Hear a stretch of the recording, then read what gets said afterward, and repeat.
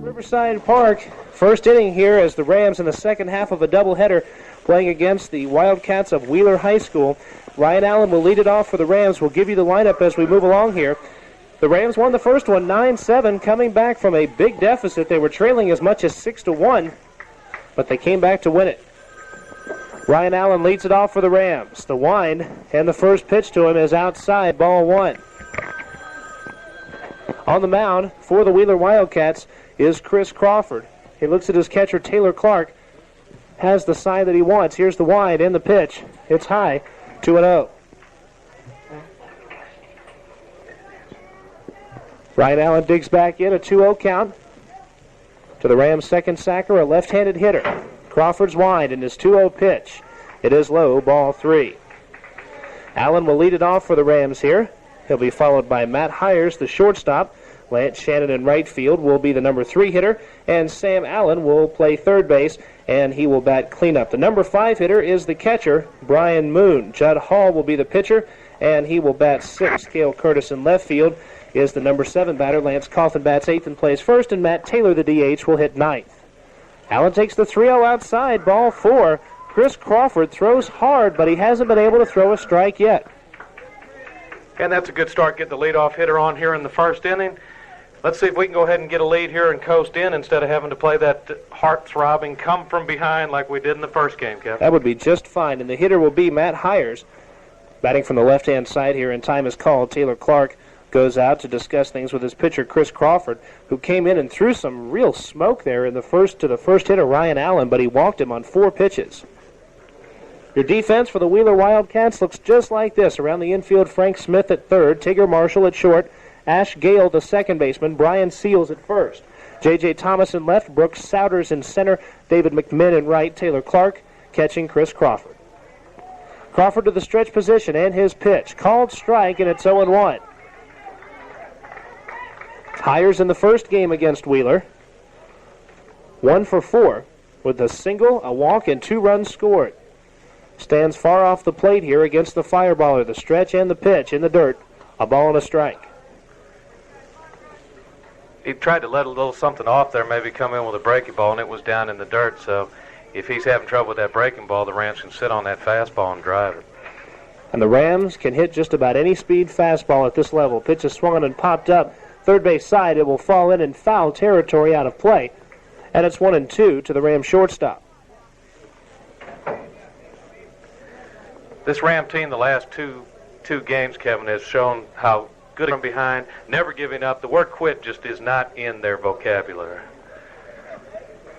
The Rams winning that last one 9-7, picking up the 9 runs on 9 hits. The stretch and the pitch to Hires, called strike, outside corner. Hires goes down here, and with a runner at first, he cannot go to first base, even though the ball got away from Taylor Clark. Hires will turn left and sit down for the first out.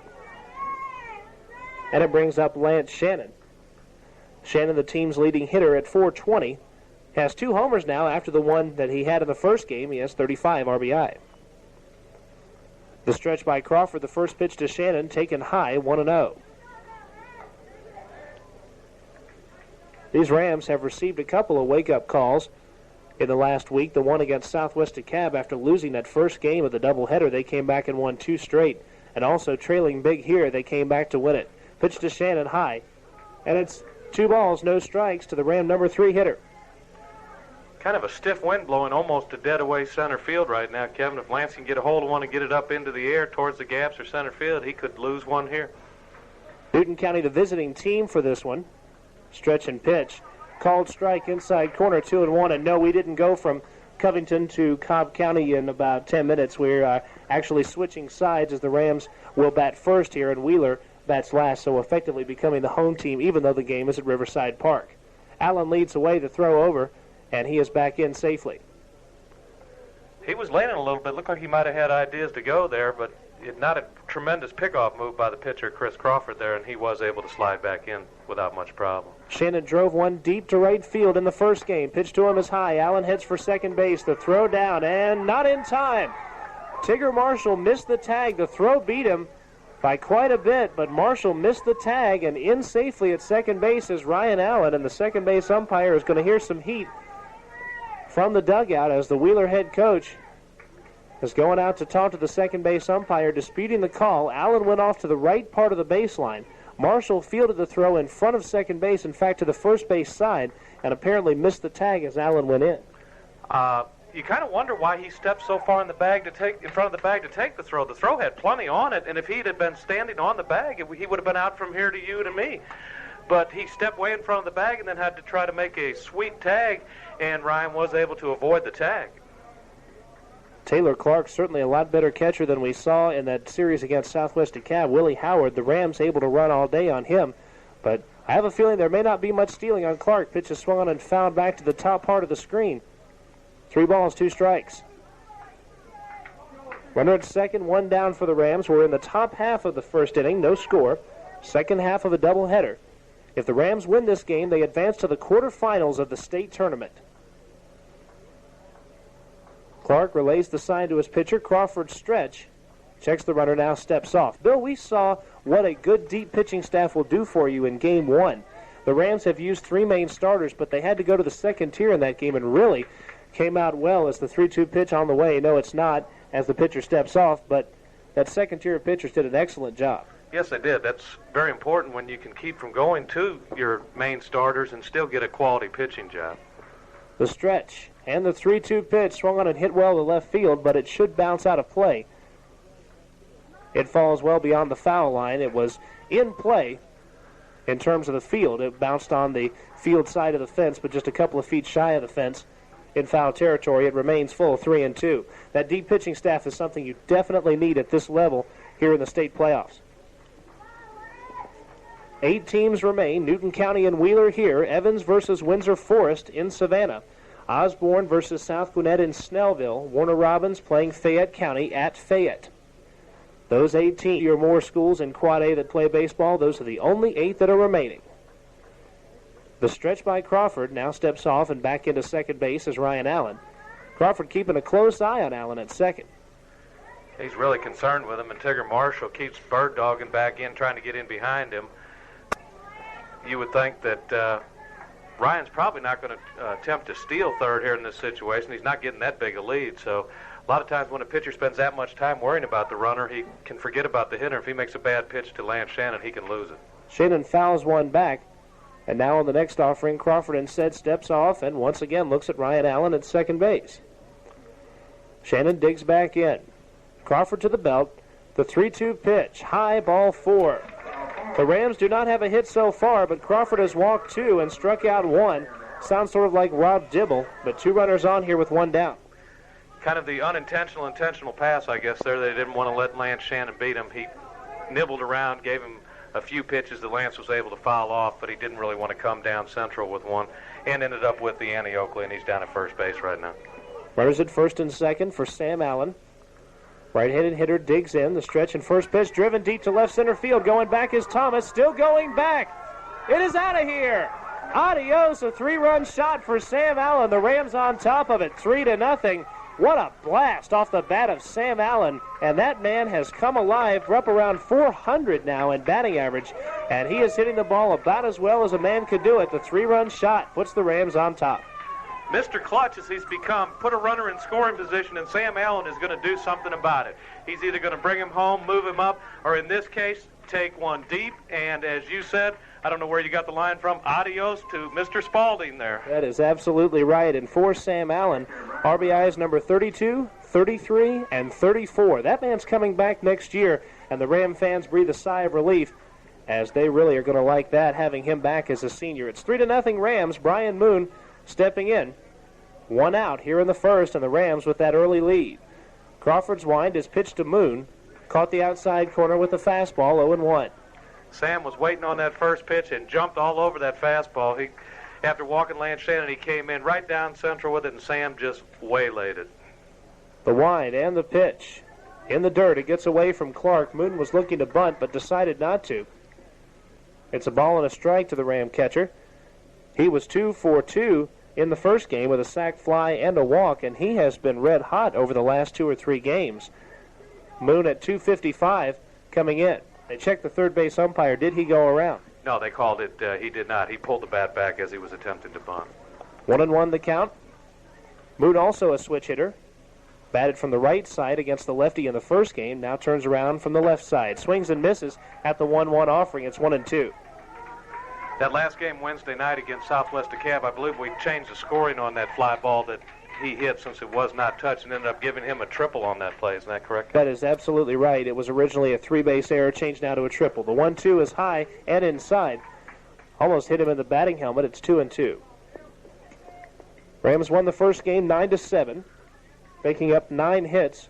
In the 5th inning, they scored 5 runs, and Wheeler made some errors that caused the Rams to take the lead. The wind and the pitch. Swung on and popped foul just over our heads by about 2 feet and out of play, and we were alert and ready for it, but it stays 2-2.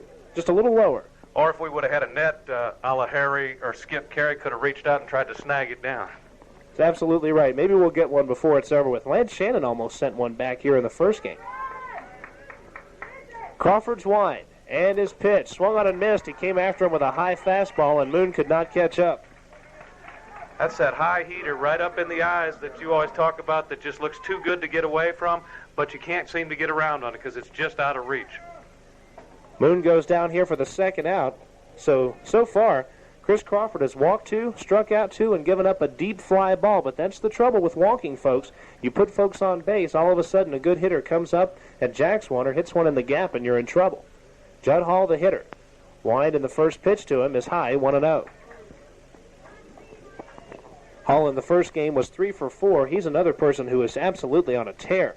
A double in the second, a single in the third. He scored a run in that 5th inning. Pitch to him, swung on and missed. He had a mighty cut. It's 1-1.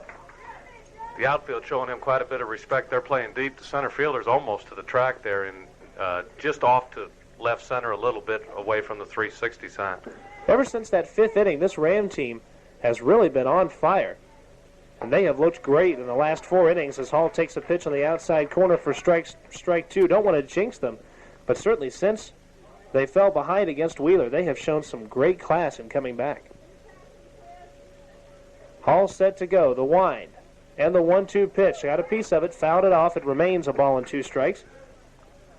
Fought off a pretty good pitch there. It was tough to get around on, but he did manage to just get a little piece of it and keep himself alive. That's what the good hitters do. They can fight off those tough pitches, make him throw one that they can hit, and then drive it. Hall, the team leader in strikeouts at the plate and on the mound. He has 19 at the plate. The 1-2 pitch, high and outside, 2-2. But most of those came early in the year when Hall was hitting about 130 or 140. He was a 155 hitter for the regular season, but since the regular season is over, he has absolutely been on fire. He's now at 231, raising his average quite a bit. Here's the wind and the 2-2. Swung on and popped up into right field. McMinn comes on and makes the catch. And that's the 3rd out, but the Rams get 3 runs on only 1 hit. That's the 3-run blow by Sam Allen. They leave no one on base. Bottom of the 1st, Rams on top, 3-0. Newton County Ram baseball here on WGFS AM 1430. Campbell Lumber on Emory Street announces new store hours. Campbell Lumber Company is now open from 8 a.m. to 6 p.m. Monday through Friday and 8 a.m. to 2 p.m. on Saturdays. Come by and see us for everything to build anything. Benjamin Moore paints, lawn and garden tools, masonry supplies, lumber, and lots more. Stop by our spring sale going on now through April 30th for specials on treated lumber, shingles, screen porch materials, and lawn and garden tools. That's Campbell Lumber, 786-3412. It's May's Best Buys of the Month going on now at Mayfield Ace Hardware. An Ace outdoor power cord, 100 feet medium duty, grounded outlet plug, only $7.66. Weed Eater 10-inch electric string trimmer, $23.77. Ace acrylic waterproofing sealer, goes on milky and dries clear, $7.99 a gallon. That's May's Best Buys of the Month going on now at Mayfield Ace Hardware on the square and in Newton Plaza. Did you know that termites cause more damage to homes annually than fires, floods, and natural disasters combined? To protect your home from termites and other pests, call Cleary Exterminating, 786-4937. They'll send them packing, termites and beetles, fleas, rats and mice, roaches, and ants. Commercial or residential, we can help get rid of what bugs you. Call Cleary Exterminating on Highway 278 in Covington, 786-4937. At Cleary Exterminating, we make mouse calls. County High School, the state playoffs in Quad A. The Rams in the round of 8 here, the quarterfinals, as they take on Wheeler High School. They won the first game. They lead in the second, 3-0. We head to the bottom half of inning number 1. Kevin Holden and Bill Dolan here bringing you the action of Ram baseball. Exciting. As always, the Rams 25-5-1. 25 wins, 5 losses, and a tie this year. Wheeler coming up to the plate here with Tigger Marshall, the shortstop, followed by Brooks Souders in center field, Chris Crawford, the pitcher, J.J. Thomas, the left fielder, John Morris, the DH, Taylor Clark, the catcher, Brian Seals at first base, Ash Gale at second base, and Frank Smith at third base. Tigger Marshall leads it off. Left-handed batter for the Wheeler Wildcats digging in here. Judd Hall on the mound. His first pitch is butted foul up the third base line, and it's 0-1. Let's set the Rams defense for you quickly. Lance Cawthon at first, Ryan Allen at second, Sam Allen at third, Matthew Hires at shortstop. Around the outfield, Cale Curtis in left, Chris Acox in center, Lance Shannon in right. Brian Moon behind the plate, and Judd Hall bringing the Aspirins home. And he has done a great job in that as his wind and pitch. Swung on, couldn't get a glove on it. It's into center for a base hit. So Marshall leads it off with a knock here in the first. Looked like a minute he was going to get a glove on that ball. He got down on it. It just seemed to skitter underneath and find its way into center field. Otherwise, if he would have come up with cleanly, it would have been an easy play at first base. Judd Hall has helped his pitching as well as his hitting. He's hitting .450 since the regular season ended. But he's been great on the mound as well. His record is now 8-1. He has been 4-0 since the season has ended. As his stretch and pitch to Brooks Souders is taken for a strike, 0-1. He's got an ERA now of 2.36. It was 3.40 ending the regular season. He's thrown nothing but goose eggs on the scoreboard since the end of the regular season in 59 innings, 41 hits, 40 walks, 94 strikeouts. Throw to first gets away from Cawthon, and Marshall will move over to second base, and he will hold up there. The pickoff play was right at the runner. That'll be an error. Putting a runner at second base here, an error on the pitcher. One down, nobody out, I should say, and a runner on. Here in the first inning, Rams have a 3-run lead. Marshall leads away at second, the stretch and the pitch. High and outside. A ball and a strike to count. Judd needs to just settle down here and come after the batter. Don't let the little error over at first base hurt him. He's got a 3-run lead. That run's not important. Just come after the hitter now. Moon gives the sign. The 1-1 on the way. Missing outside. 2 balls, 1 strike. Souders, a right-handed batter, in the first game of this doubleheader was 1 for 5 with a run scored. He put the bat on the ball each time out. Hall with the fake throw back to second base, lifting his leg, then going back towards second, wheeling around, and Marshall is back in. Souders digs back in, awaiting the 2-1 offering, and here it is. Missing outside, but close, 3-1. That was kind of a borderline pitch there. It looked like it could have gone either way, but Judd didn't get the call. Now he needs to really bear down. He doesn't want to put this man on. If he does, they've got the meat of the order, 3, 4, and 5 spots to try to come back into this game. The stretch and the pitch, inside, ball 4, and Hall has done exactly what he didn't want to do. That's put a man on base here with a 3-run lead in the first inning. Brian Moon went about halfway out and said something to him. Now Sam coming in, just trying to get him to calm down a little bit. Everybody knows that what Judd's capable of doing. He just needs to calm down, settle down, get back in the groove, and throw strikes. Let his defense help him behind like he was talking earlier after the first game there. Hall came in to slam the door in the 7th inning of Game 1. Came in second and third with the Rams up by 2 and retired the 2 men he faced. Chris Crawford takes a strike. It's 0-1. Brian Seals had doubled, then replaced with a pinch runner who was retired at third base. Ash Gale reached on a fielder's choice, then Frank Smith doubled, but Hall came in and got Marshall and Souders to end the game. The stretch position from Judd Hall, and he fires. Swung on line to right field. It's going to fall in for a base hit. The runner at third is going to be held up there, but the base is loaded now and nobody out. And Hall and the Rams now in trouble. Even though they have a 3-run lead, they're facing big J.J. Thomas, who drilled one out of here for a home run in the first inning of the first game. That ball was just kind of served out to right field. Lance Shannon came in and made a strong throw. If they would have tried to score on the play, he would have been dead meat at the plate. Excellent throw. He came in and fielded it well. Now Judd's just got to bear down. Good place for a strikeout or a pop-up here. But he's facing a big guy here in J.J. Thomas, who is 3 for 3 with a walk. He was very good in that first game. The pitch to him may have hit him. We're checking to see whether or not it did, and the runners move along, and yes, it did, and that's certainly something that Hall did not want to do. He was coming inside. Thomas throws the bat away and sort of looks toward Judd Hall, but certainly nothing intended by it. A run scores. The score is 3-1. J.J. Thomas hit perhaps on the wrist or maybe on the end of his finger. But the hit by pitch scores a run, and still nobody out, bases loaded.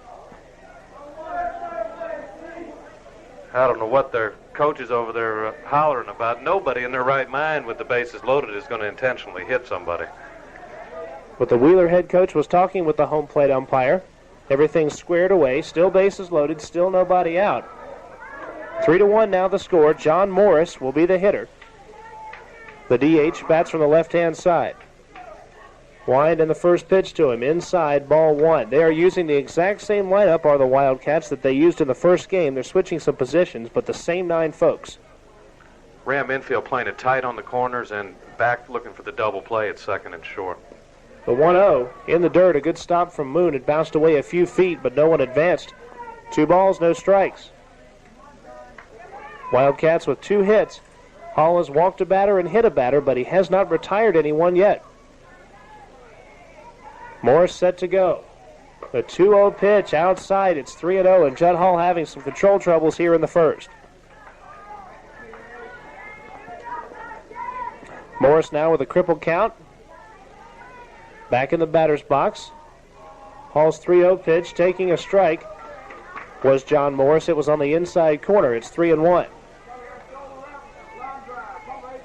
Souders off of third, Crawford off of second, and Thomas off of first. The 3-1 outside, ball 4. Another one scores. Judd Hall has walked in a run here. With the bases loaded so far, he has hit a man and walked a man. It's now 3-2. Sam Allen comes in to talk to him a little bit. He just needs to calm down a little bit. I'm surprised the coach hasn't come out to say a few words to him just to get him to calm down a little bit. Now Brian Moon's going to go out and have a few words with him. No action so far in the bullpen yet, Kevin. So far, nothing, as the Rams are going to stick with Judd Hall, but now Brent Johnson has gone down to the bullpen, and he will begin warming up. So Johnson, who is a junior and has pitched pretty well in the times that he has been in there, but he hasn't pitched that much. He'll be in the bullpen warming up as Moon and Hall have a discussion. Now Coach Beverly will come out of the dugout and talk it over with Judd Hall and Brian Moon. And what Coach Beverly basically is saying to Judd Hall is, just throw strikes. This team is a good hitting team. Seem to get good aluminum on the ball every time out, but you've got to come in and throw the strikes to try to get these guys out. That's right. He's got a good defense behind him. Go ahead and put the ball over the plate. If they hit it, let your defense take its chances with it. And as they say, there's no way to defense the walk. If you're putting them on base with the walk, there's nothing you can do about it. And that tends at times to make the defense lay back a little bit. They get just off that edge. But when the pitcher's throwing strikes and working good and quickly, they're alert, ready. And when the ball's hit, they're ready to make the play. Taylor Clark will be the hitter. Hall's wind in his first pitch, taken for a strike, and it's 0-1. And it seems like almost every time this year that Charlie Beverly has gone out to talk to a pitcher, the pitcher comes back and gets that next hitter on a strikeout or a pop-up. Well, that's exactly what Hall needs here. Moon with the sign. Here's the wind. Hall's 0-1 pitch, outside, 1-1. Hall has struck out 94 men in 59 innings. So you know he's got the heat and a good knowledge of the off-speed pitch as well, the 1-1. Missing high, 2 balls, 1 strike. Crawford, the runner at third, Thomas at second, Morris at first. The infield now back all the way around. Sam Allen fairly shallow at third base. The 2-1 swung on and missed. He was behind the heat, 2-2. Didn't even come close to that. Judd really came in and said, power versus power. Here it is. If you can hit it, go ahead. And he was way behind, as you said. Really a good pitch there. Now he just needs to come back and do this. A strikeout here would help the Rams immensely. It is 3-2. The wind. The 2-2 pitch swung on and hit hard to center field. Acox goes back on it. He's under it. He'll make the catch. The runners will tag. Coming down to third base on the play is Thomas. Scoring is Crawford. Morris even moves up to second on the play. And we're now tied at 3 apiece. Kind of wonder if he should have come to second base with that throw there, Kevin, as deep as that was to center field. They might have been able to keep the runner at first base instead of letting him move up, because that runner going from second to third was going to make it. In fact, it looked like the Rams were setting the cutoff man coming into second base. Yeah, and Morris only tagged up after Acox threw the ball to third base, so you may be right about that. Second and third here, one down. Brian Seals, the hitter. Wind and first pitch to him. Taken on the inside corner for a strike, 0-1. Infield cheating in a little bit now, looking for the play at the plate if it is hit on the corners. Second and short, playing a step or two in. They're not back at normal depth. The wind and the pitch. Another called strike. This one on the outside part. It's 0-2. But Wheeler has come back here in the bottom half of the first. The Rams scored 3 in the top half thanks to a 3-run homer by Sam Allen, but Wheeler has 3 of their own here in the bottom half.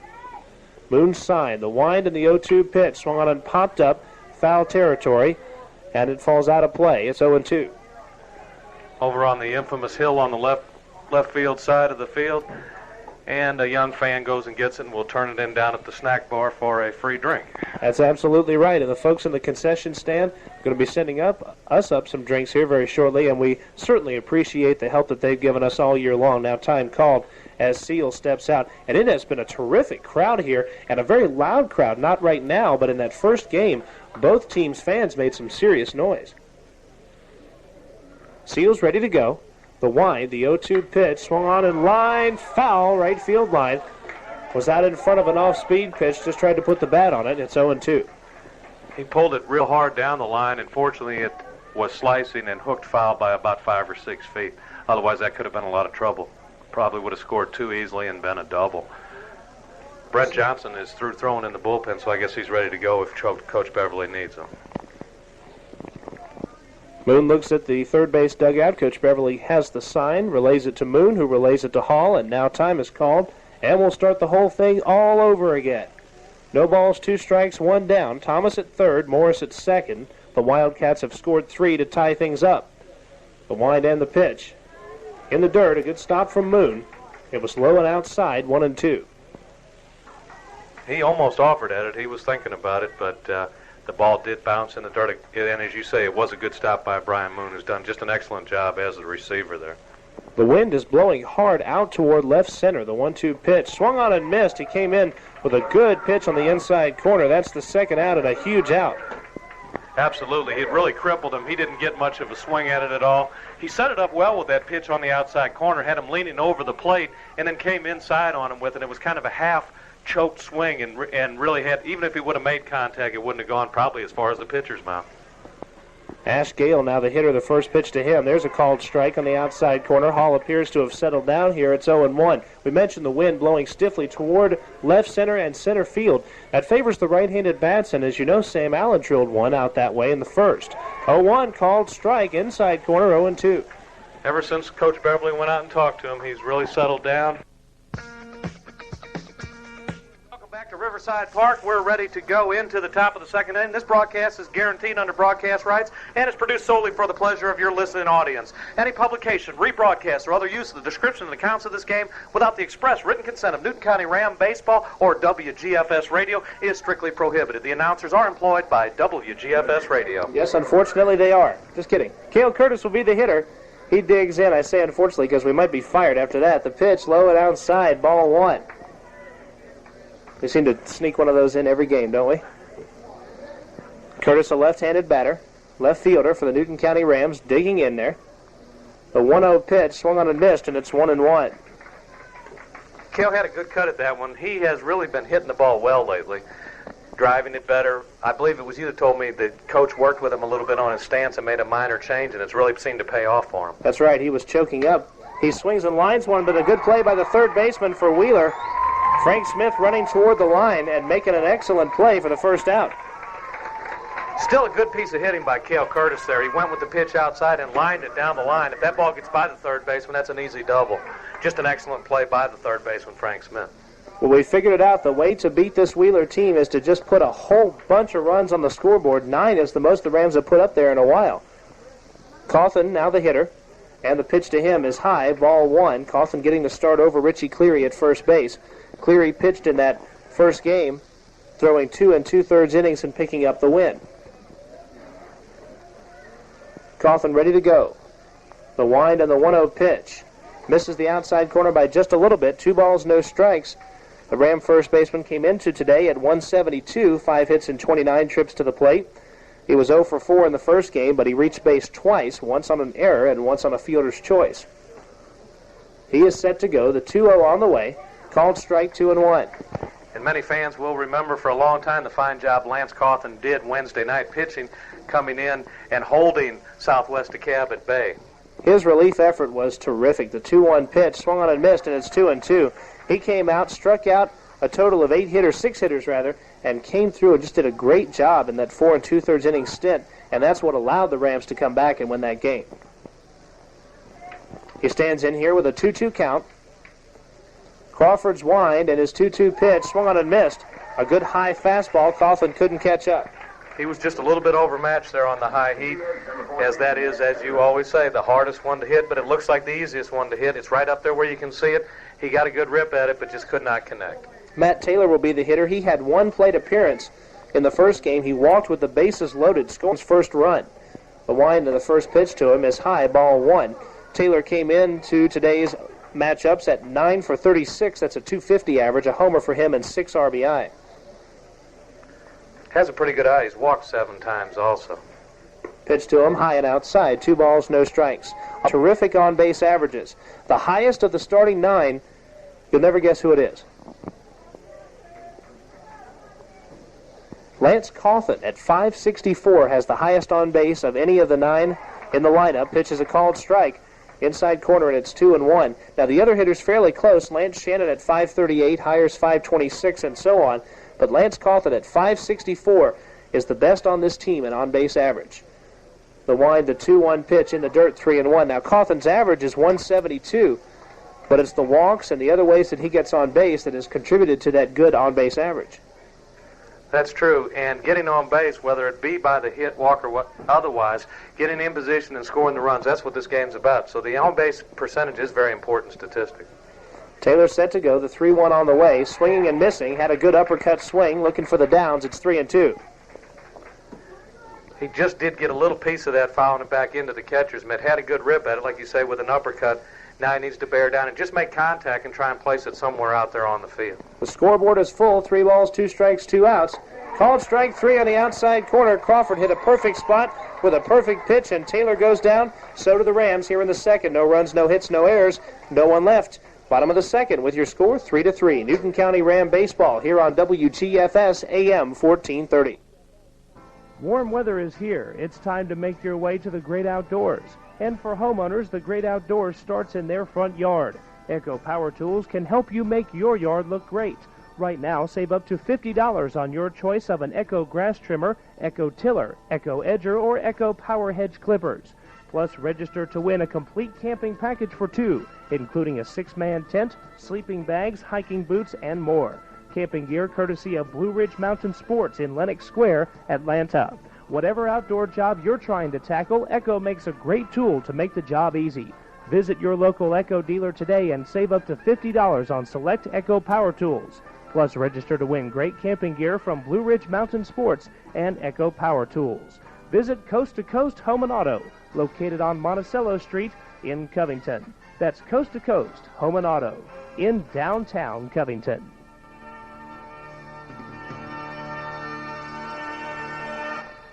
Are you planning a special get-together with family and friends? Then do it at Pippen's Barbecue. We'll provide the food and the fun for just a few people or a large group. Or if the party's at your place, let us provide the catering while you enjoy the party. Call us ahead of time or stop by Pippen's Barbecue at both our locations. Our food and our service just can't be beat. You're gonna love what you eat. Pippen's Barbecue, Highway 20 South in Conyers and on Alcovey Road in Covington.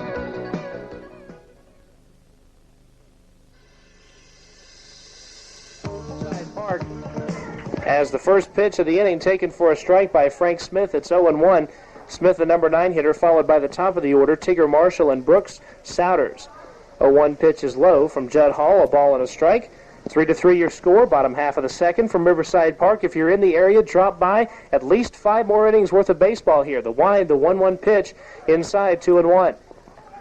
Chris Crawford really looked impressive that last inning, four-wheeler, as he mowed down Newton County without any problem. There are 2 strikeouts and a line shot. There's a swing and a hard ground ball, foul down the third baseline. Third base umpire made the call simultaneously with the Wheeler third base coach, who called it fair at the same moment, but the umpire's one is the one that counts, and it's 2-2, and the Wheeler folks didn't like the call.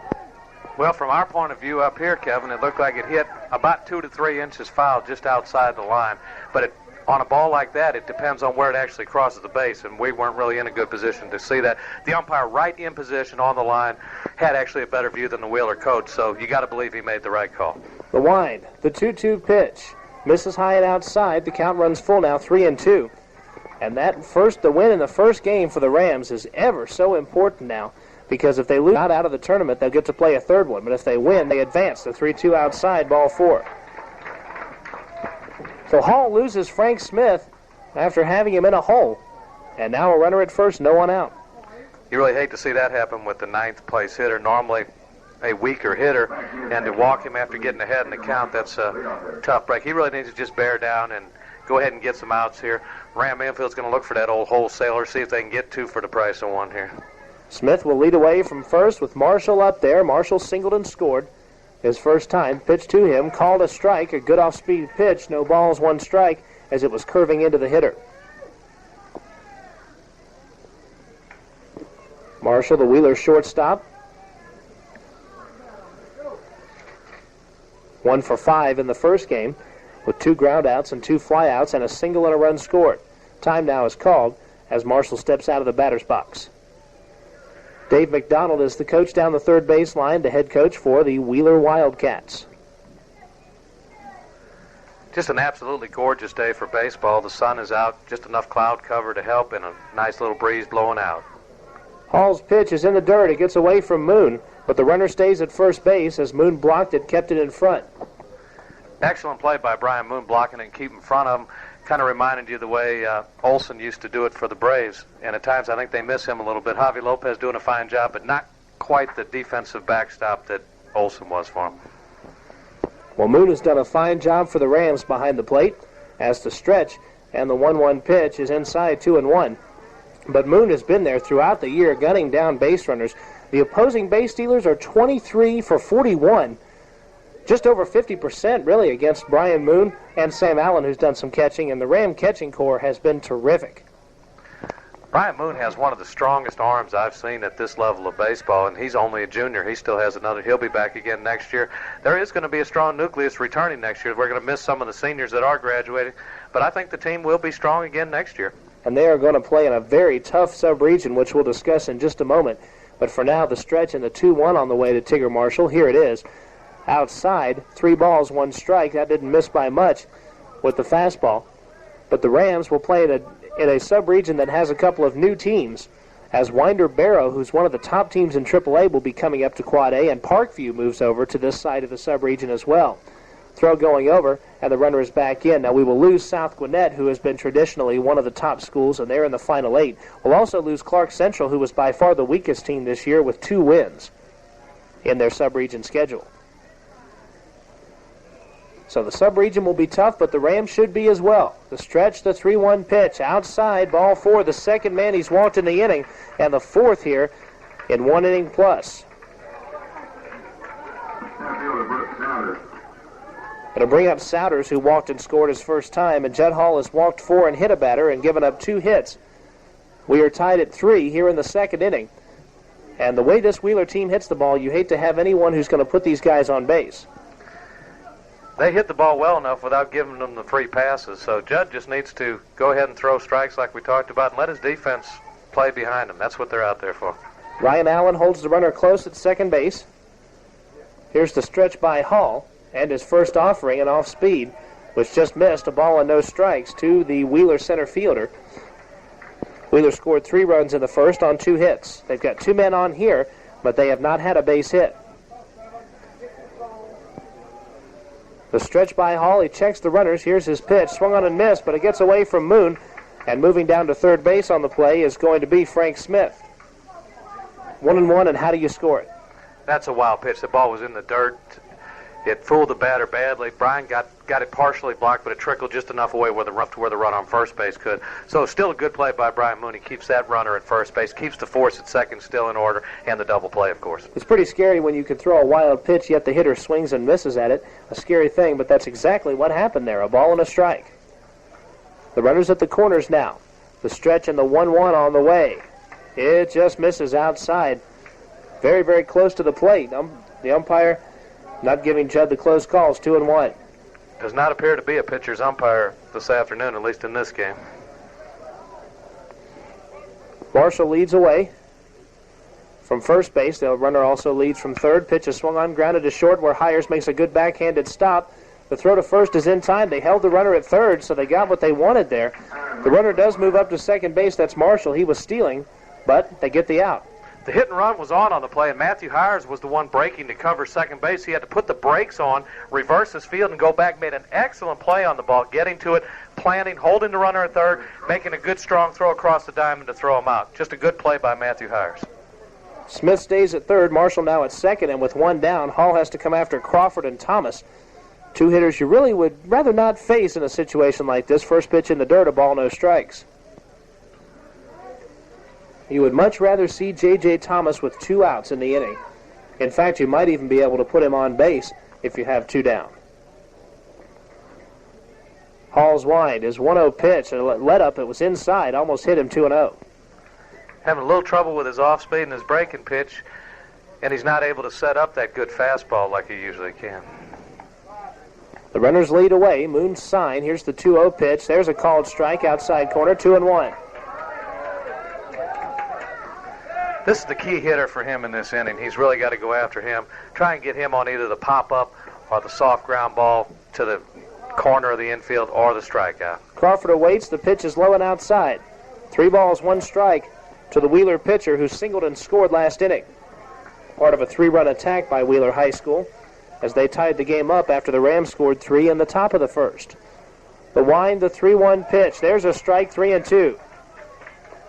Good pitch there as he came after him. Painted the outside corner about at the knee level. The batter thought it was a little bit low, but the umpire gave him the call. The wind and the 3-2 pitch. Inside, ball 4.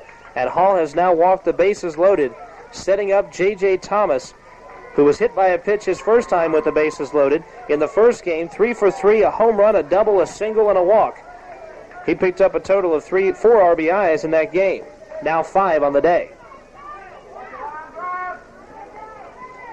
J.J. Thomas digs in there, the big right-handed batter. The wind and the first pitch to him. Called strike, 0-1. Good fastball inside corner about belt level. Had him backing up away from the plate a little bit. Moon once again gives the signal as the 0-1 is on the way. There's another strike. It's 0-2. Almost an identical pitch, and he appears not ready for that pitch on the inside corner like that. He might be setting up that low breaking ball down and away from him. Once again, Thomas is ready in the 0-2. Missing outside. They wanted him to swing at the outside pitch. Didn't miss by a whole lot. 1-2. Good pitch with a 2-strike count, but could not get him to go fishing for it. The runners lead from every base. Moon's signal, the sign and the pitch. Swung on and missed. And the big cleanup batter for Wheeler goes down, and that is a huge out there for Judd Hall, who has walked the bases loaded but now has come back to strike out the cleanup hitter. I believe he was looking for Judd to come back inside tight on him there, but Judd once again stayed low and away from him because he appeared to be kind of reaching from it back from his heels. Did not get a good swing at it. Excellent job of pitching by Judd Hall. Rams 1 out away now from getting out of this. John Morris, the hitter, he drew a base on ball, scoring a run his first time. The wind of the first pitch to him, swung on and popped up into shallow left field. The Rams could get out of it. Hires going out, and makes the catch in left center field, and that is out number 3. Everybody breathe a sigh of relief. Judd Hall walks the bases loaded, hits 3 huge runners left. We head to the third, tied up at 3 apiece. Newton County Ram here on WGFS AM 1430. Enriched with protein, vitamins, and minerals, FRM dog food and FRM cat food promote good health, sleek coats, resistance to disease, and boundless energy. FRM pet foods are dry, economical to use, and easy to store. Your dog and cat's always there for you, so you be there for them with FRM pet foods. Available now at your FRM dealer. FRM found at the Farm and Garden Depot located on Emory Street behind Burger King. 787-3870. Looking good, feeling great, and staying healthy has never been more important than it is today. The Family Health Food Store in Newton Plaza is your headquarters for all your health needs. The Family Health Food Store has a great selection of books on high fiber, low fat, and fat-free facts that you will need to stay healthy. So come by today and let the Family Health Food Store help you have a healthier and happier you. That's the Family Health Food Store, 787-3400. 787-3400. Buying tires? Not very easy, is it? You need an expert. Better yet, several experts like the tire pros at Statham Tire in Covington and Conyers. Statham Tires sells Cooper tires because Cooper combines quality with economy. You always get the most for your money at Statham Tire, where they feature straight tire talk, quality Cooper tires, and reasonable prices. Make your tire buying easy. See the pros today at Statham Tire in Covington and Conyers for your Cooper tires. Riverside Park, Newton County High School. It's the state playoffs. Newton County Rams and Wheeler Wildcats tied at 3 here in the third.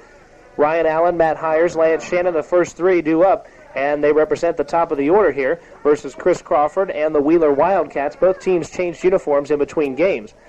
Here comes the wind and the pitch to Ryan Allen. He takes it high and inside, ball one. The Rams are in their pinstripe uniforms, dark blue and white. Wheeler is now in the dark blue and yellow uniforms, yellow lettering on the dark blue background. And the 1-0 pitch swung on and fouled off. 1 ball and 1 strike. Looks like somebody going down to the Ram bullpen to loosen up there. I noticed Brent Johnson walking out a minute ago. That looks like Cale Curtis going down there to heat it up. Allen swings and misses at the 1-1 pitch, which was on the outside corner. And Allen tried to pull that outside pitch instead of going the other way. It's 1-2. He walked and scored his last time after stealing his 16th base of the year. Wind in the pitch, swung on and lined into left center. No one's going to get this. It falls in for a hit. Cut off by Thomas, and Allen will hold at first base. That's the second hit by the Rams, and they have a base runner leading it off. Good job of hitting by Ryan Allen there. The pitch was outside. He went with it, served it nicely over the shortstop's head into left center field. Almost got between him and to the wall, but the left fielder, J.J. Thomas, made a good play cutting it off and holding Ryan to a single. Now Allen at first base with no one out, and he'll take a good-sized lead and possibly try to steal second here. Stretching the first pitch to Hires, outside, ball one. Taylor Clark had a good, strong throw down there last time, and the only thing that saved Hires was that Marshall caught the ball on the first base side of the bag and tried to sweep tag it. Hires struck out looking, back in the first. The stretch and the pitch to him. He bunts it. He pops it up, but it's going to roll now. The catcher will get it, and he will have no play. Hires with fundamentally not that great a bunt as he popped it up, but it got in between 3 or 4 fielders and just laid right there in the third baseline. Although it was popped up, it was in an absolutely perfect position, and the ball kind of acted like a cue ball as it hit, spun a little bit, stayed right inside the foul line. The catcher, the only thing he could do was pick up the ball and run towards third to make sure Ryan Allen didn't come around as everyone had converged on it. There was no one covering third. So what turns out to be a good bunt by Matthew Hires and a base hit for him. Now with runners at first and second, it's Lance Shannon. The stretch and the first pitch to him swung on and fouled back to the screen, and it's 0-1. Shannon hit a big home run in that first game. That's his second homer of the year, and both of them while you've been here. Perhaps I'm his good luck charm. He had to take another one, indeed. Stretch and the pitch to him, high and inside. 1 ball, 1 strike. Shannon received a base on balls, one of 2 issued in that inning by Crawford. Came around to score on the 3-run blast by Sam Allen. Earl Weaver said it, you win the games with pitching, defense, and 3-run homers. The Rams with excellent defense, excellent pitching. They've been a little shy on the 3-run homers this year, but they got one in this game. Crawford is to the belt. Now he's going to throw over to second base. Back in safely is Ryan Allen. Good move down to second. Ryan barely slid back in ahead of the tag. It was a good throw and a good tag by the shortstop, but he was back just safely. The senior right fielder set to go. As the runners take their leads, Crawford delivering to him. It's high with the off-speed pitch, and now 2 balls, 1 strike, couple more wide ones, and we've got the bases loaded with big Sam Allen coming up. And you've got a lot of speed on the base paths right now with Ryan Allen and Matthew Hires. Matthew Hires, of course, the all-time single-season stolen base leader for Newton County. The stretch and the pitch to Shannon. Swung on and hit hard to right field. McMinn goes back and makes a running catch. No, he did not make the catch. It got by him. Allen is going to come around third. Here's the throw to the plate, and it will not be made. He will score. That's right fielder David McMinn right at the 310 sign. Ran a mile to try to get that ball. It looked at first like he'd made the catch, but he lost it right next to the Newton Federal sign, the last one next to the 310. And a run scores. It's now 4-3 Newton County on the double by Shannon.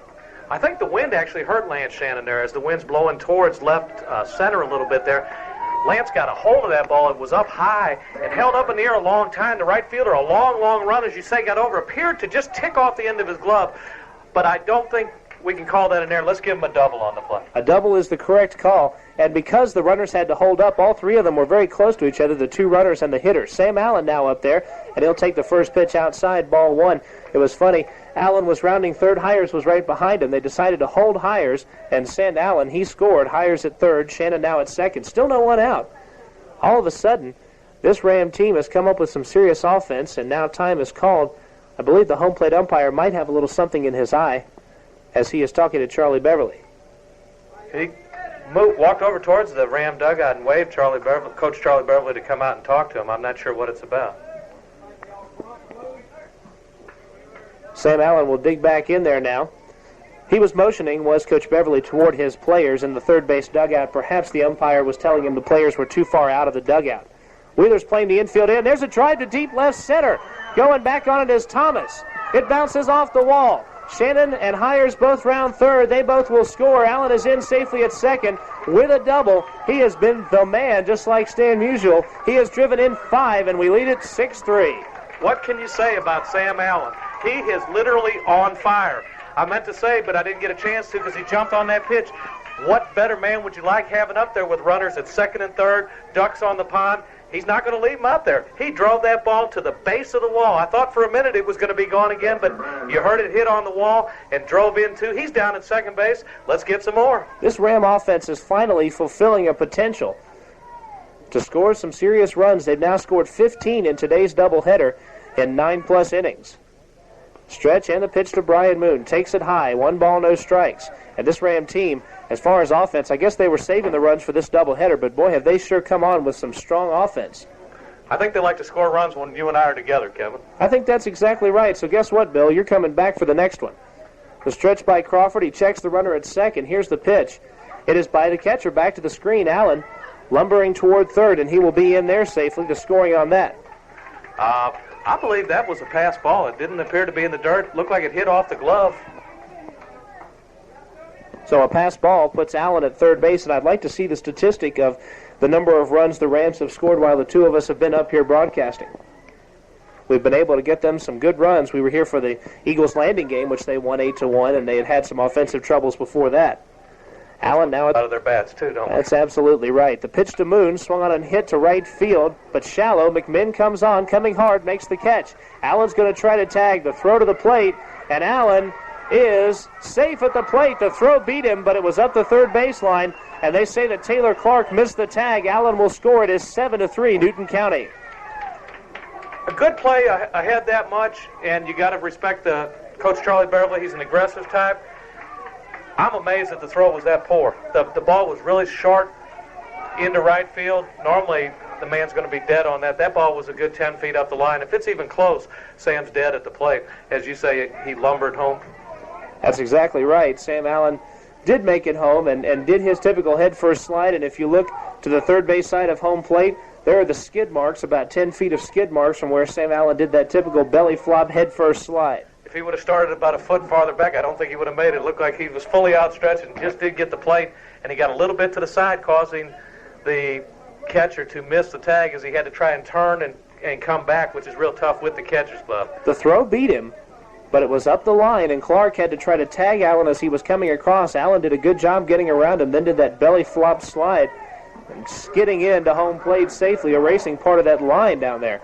And once again, the umpire was in perfect position for the call, so I don't think the Wheeler coach has any type of beef on it. He was in position and appeared to have a good view of it. Judd Hall will be the hitter. He flied out his first time. He takes a pitch high, 1-0. The Rams on top 7-3. We're in the third inning The Rams taking on a Wheeler club which seems superior to the Rams' last opponent, Southwest DeKalb, but the Rams playing so much better than they did in those 3 games. Here is the 1-0, a called strike, 1-1. The Rams sort of seemed to play down to Southwest DeKalb's level in that 3-game series, but they played up to Wheeler's level here. That's really true. And on that last play, give Brian Moon a sac fly, albeit a short one. The 1-1 pitch swung on and popped up in the infield, but it will fall out of play. A ball and 2 strikes. That one almost got a fan over there right at the edge of the bleachers. They were ducking to get out of the way over there on the Wheeler side. Folks, if you're coming to Riverside Park to watch the game, do be alert. We don't want you hit by any foul balls. That's on the Wheeler contingency down there. And the bleachers on the first base side. Crawford goes into the wind. Here's his 1-2. Swung on and missed. That's the end of Hall. He'll turn left and sit down. That's the 5th strikeout there for Chris Crawford. And you mentioned the sac fly from Moon, estimated at probably, 140, 150 feet? If even that far, really, probably closer to about 125 feet, because the right fielder came in the whole time, was in perfect position as he caught it, and I thought Sam was just bluffing, trying to make him throw it away, but he came. Any type of good throw, and he's dead meat. Throw you out. If they can't throw you out, run on them all day. Taylor Clark gets the sign from Dave McDonald, relays it. Here's the wind by Crawford. His offering is outside. 2 balls and 1 strike to the Ram left fielder. Curtis has raised his batting average quite a bit in the last few weeks. He's up at .382 coming into this game. Wind and the pitch. High. 3 balls, 1 strike. I noticed a few of the Saturday morning Super Trivia Spectacular winners out in the crowd out there today cheering on the Rams. So we kind of have a joint crowd here between our trivia show and the Ram baseball. And one of them happens to be related to the hitter, Cale Curtis, who swings and pops one up, headed back this way, but just off to our left, it will fall out of play. 3 balls, 2 strikes, but Cale is related to one of the winners on the Saturday morning Super Trivia Spectacular. And by the way, if you don't listen to that, you should. Saturday mornings 9 to 10, your chance to win some prizes for your knowledge of trivia. Here's the wind by Crawford and the payoff pitch. Swung on and missed. Brought one inside on Curtis and got him. That's 6 strikeouts for Crawford, but the Rams pick up 4 on bottom of the 3rd. Rams on top 7-3 in the second part of this twin bill in the state playoffs in Quad A. Newton County Ram baseball here on WGFS AM 1430. What better way to relax after a hard day's work than in your backyard or on the front porch in a rocking chair or swing?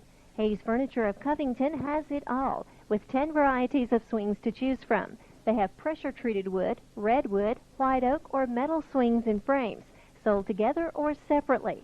They have sizes 4 feet, 5 feet, or 6 feet, starting at $42.50. Hayes Furniture also has outdoor furniture with many rockers to choose from. They have a 3-piece oak rocker set for only $125. They also have mini gliders to choose from.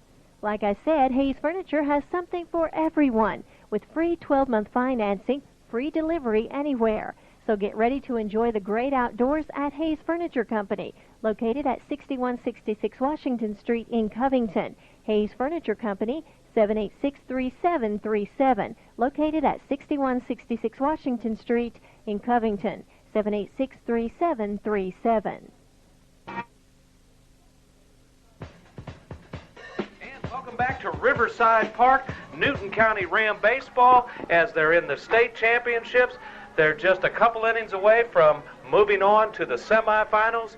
And here to get you there with the play-by-play, my partner on Ram baseball and Saturday morning Super Trivia Spectacular, now the new co-host, Kevin Holden. Thank you very much. I guess you could just call us the dynamic duo, Bill. I believe we coined that this morning. It seems to fit. The 1-2 punch, sort of the daily double like Bob Dernier and Ryan Sandberg were for the Cubs several years back. Taylor Clark leads it off here for the Wheeler Wildcats, and Hall's wide in his first pitch to Clark. Misses low, 1-0. It's Clark, Brian Seals, and Ash Gale here for the Wheeler Wildcats. This afternoon's games have moved right along, even though it was 9-7 in the first game, fairly quick moving. The pitch, high and inside, and it's 2-0. Looks like we might get done in time here to go grab a quick bite to eat, perhaps some hot wings from the Hard Luck Cafe. I would love to, and so hopefully the Rams will sweep this doubleheader, so we'll be happy and spread the good news to the folks at the Hard Luck Cafe and get some of those delicious hot wings in the meanwhile. I know Randy said they were going to be listening to us and cheering for the Rams to win today, so we hope to see you a little later this evening after a Ram double-dip win. Taylor Clark digs back in, a sac fly for him his first time. Hall has the sign that he wants. Here comes the 2-0. Outside, back to the screen. 3 balls, no strikes, and Hall started the second this way, walking the first 2 men he faced. He's behind 3-0 on the first man he is facing here in the third. He is struggling a bit with the control, and Coach Charlie Beverly is constantly keeping someone ready. I don't think he's going to let him go too long. The 3-0 pitch. There's a strike. Inside corner. It's 3-1. Hard to believe it, considering the way the Rams have played this year, but this has been an offensive slugfest in the 2 games so far in this doubleheader. The 3-1 inside almost hit him, ball 4. But in the first game, 16 runs were scored. Here, 10 have already been scored, and it's only in the third. And this is a Ram team that at times had trouble with their offense. In fact, quite a bit had some trouble with their offense. But now, coming out, they scored 9 in the first game and 7 already in 3 innings here. And they have put up a great showing here against a Wheeler Wildcat club that came in 25-6. The stretch and the pitch, called strike, 0-1. How many free passes is that now that he's given up, Kevin? 6. That is 6 people that he has walked. He's also hit a batter. So Hall has had the control problems. Clark leads away. Here's the pitch. Outside, 1 ball, 1 strike. Last inning, he really dodged a bullet as he had loaded the bases, but then came back strong. He doesn't want to do that again. He needs to just go after this hitter and go sit down. Boone sets up inside. The pitch is there, and he swings and fouls it off, does Brian Seals. And he's in a hole here, 1 and 2, so Hall gets ahead of this man. He's facing the bottom 3 spots in the order. 7, 8, and 9. Seals, Ash Gale, and Frank Smith with a runner at first and no one out. Amazingly, he pitched through the heart of that lineup in the last inning. Loaded. Did a good job striking out their cleanup batter, J.J. Thomas. Here's the pitch. Outside, he tried to bring a curveball in with the 1-2 count, but runs it to 2 and 2. Seals struck out his first time, one of 2 strikeouts that Hall has had. That tells you he's not quite right, because he normally strikes out about 1.5 batters per inning. The 2-2 pitch is in the dirt, 3 and 2. Bill, I'm looking out at second base, and as you know, Sam Allen in the bottom half of that last inning had a double. And you can see the same skid marks there as you can see at home plate. That man leaves his mark all over the field as he has that belly flop head first slide. And as you look down at him at third base, the white almost all gone from the front of his uniform. Every game. The 3-2 pitch, swung on and missed. It was a major changeup. That one must have come in about 40 or 50 miles an hour, and Seals just didn't know what to think and swung and missed. Real similar to the way he looked last time when he batted. Pitch a little bit in and on him. Was not able to handle it. Once again going down on strikes. Judd seems to have his number there. Let's hope Judd can settle down. I know the coach would like to get as many innings out of him as he possibly can. Stretch in the pitch, swung on and missed. No balls, 1 strike here to Ash Gale, who lined the ball very, very hard to second baseman Ryan Allen. That was back in the first when Wheeler scored 3 runs and Hall had some trouble walking some men and having some hard-hit balls off of it. The stretch position for Hall and the pitch, low and outside. Moon with a good stop. He might have gone around. The home plate umpire has not of yet appealed to first base, and so far the Rams have not asked him to. So he won't, and it's 1-1. I believe I would have at least asked the first base umpire for it because he sort of offered at it. The stretch and the 1-1 pitch. Misses outside, not by much. 2 balls, 1 strike. Wheeler with 3 runs here on 2 hits. The Rams 7 runs on 5 hits. They have made the most of walks from Chris Crawford, scoring 3 in the first on only 1 hit. The pitch is a changeup outside, 3-1. This is not where you want to start walking batters down in the bottom of the order. They've shown they're a little weaker than the rest of the order. He just needs to come after him and go ahead and throw strikes and let his fielders take up behind him. Clark leads away, the 3-1 inside, and that's ball 4. And 2 men on here with 1 out in the inning number 3.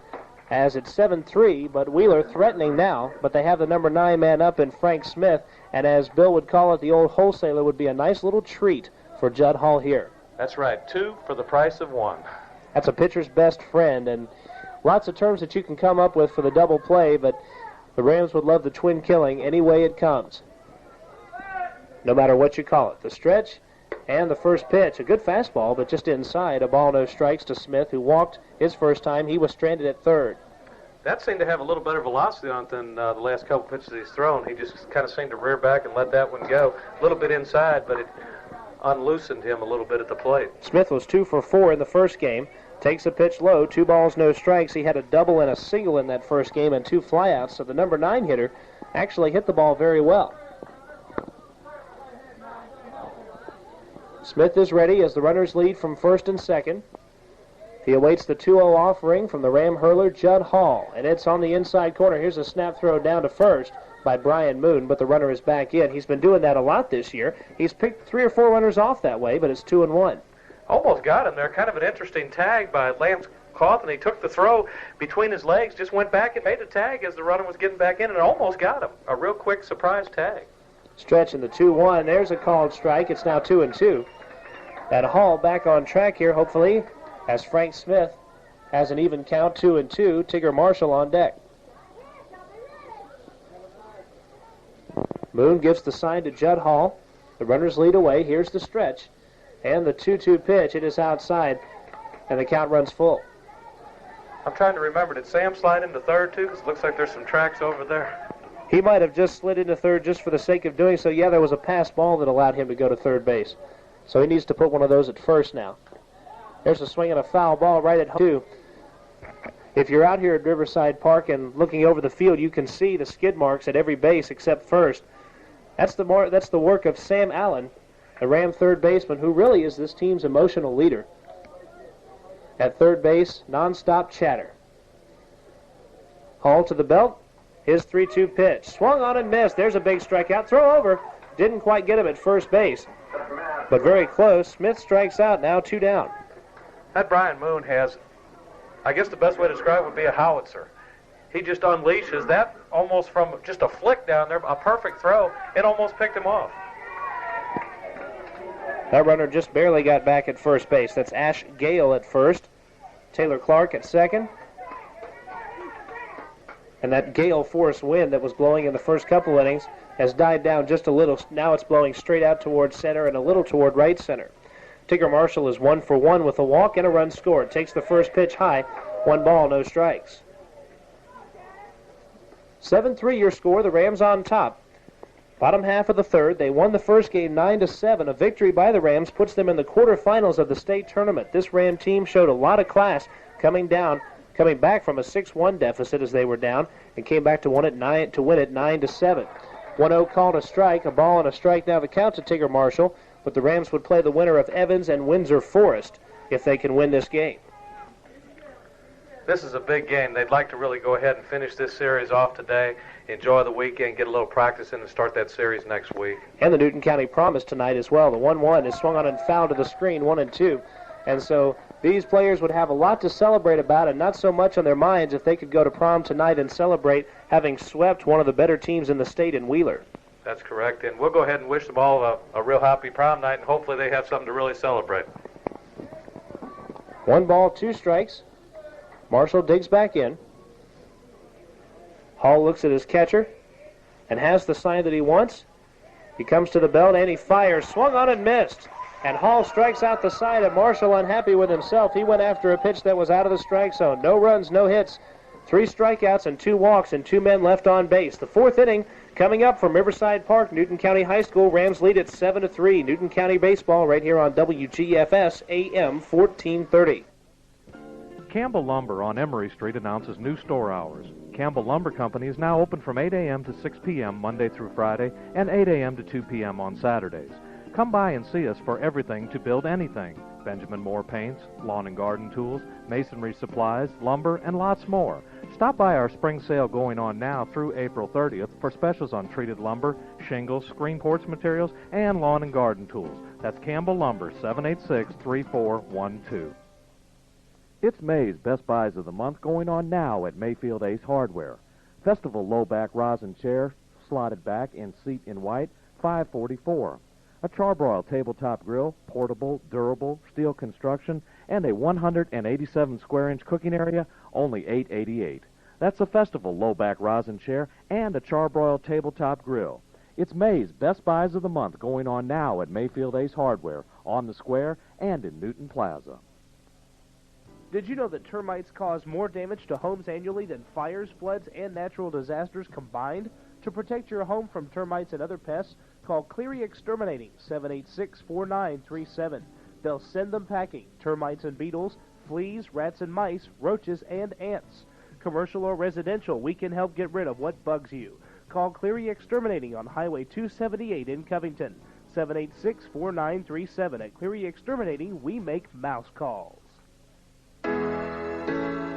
Welcome back to Riverside Park, Newton County Ram baseball. They're winning at the end of 3. We got a few more to go, and I've got just the right person to get you there the rest of the way, Mr. Kevin Holden. Well, thank you very much. Ryan Allen would like to put it home with a couple more runs here in the 4th. And those 3 men will be up here against Chris Crawford, who has struck out 6 but has allowed 7 runs. Coughlin leads it off. He struck out his first time. As we mentioned, 6 strikeout victims for the Rams, all of them different. 6 different hitters going down. Coughlin takes the first pitch for ball 1. Ryan Allen, Lance Shannon, and Sam Allen, the 3 hitters in the order who have not struck out. Everyone else has gone down at least once, and we're only in the 4th. The wind and the pitch to Lance Coughlin, is outside. 2-0.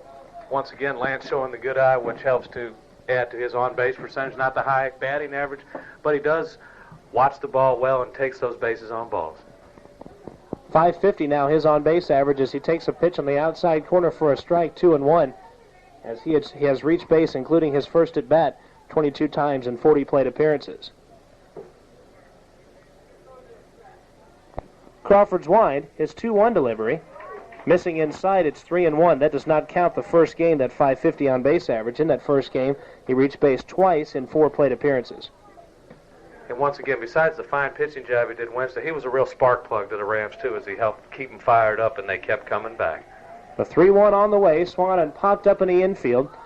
Middle infielders converging on it behind second base. Tigger Marshall, the shortstop, will make the catch, and that is out number 1. Got under it just a little bit there with a bit of an uppercut and sent it right up the chute. The shortstop went back and made a nice play on it, waving off the second baseman. Wynn took it just a little bit, but he was only a few feet out into the outfield grass. 3-1, you're taught to take a pitch that you can drive, and he got one there but was under it just a little, uppercutting on the ball. Matt Taylor now the hitter. He takes the first pitch high. It's a ball, no strikes. Taylor also struck out back in the second, and that was the only 1-2-3 inning that we've seen from either side in this game. In fact, there was not a 1-2-3 in the first game for either side. The 1-0 is low, 2 balls, no strikes. And in fact, in that inning, Chris Crawford looked very strong, and you almost thought he was coming into his own there and was really finding his stuff, but then the next inning is when the Rams exploded. The Rams feel right now as if they can play with anybody in the state, and they have shown it. As Taylor takes the 2-0 for a strike, it's 2-1. This Ram team is as competitive as any team that the Rams have had here in many years, and that includes the 89 and 90 teams that won the Region 8 Quad A championships. 2-1 pitch on the way, and it is taken low for ball 3. I think this is about as deep a pitching staff as this Ram team has ever had.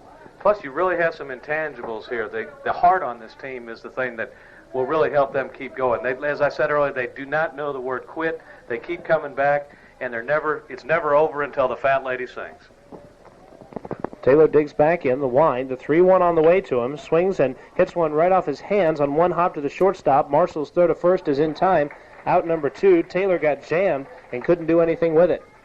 That ball almost ate up Tigger Marshall. It took kind of a funny hop. He laid back on it, and fortunately it took just enough of a hop that it came up to him, and he was able to corral it around his midsection and throw him out. It had a little bit of a cue spinning action on it, but it did come up to him, and he was able to throw him out. Chris Crawford has retired the last 5 he's faced. Hopefully we've just jinxed him. Ryan Allen, the hitter, he's 1 for 1 with a walk and 2 runs scored. The pitch on the way, he swings and misses, had a big cut at it, but it was out of the strike zone, 0-1. The top 4 spots in this Ram order have 5 hits in 6 at-bats. The bottom spots 0 for 9.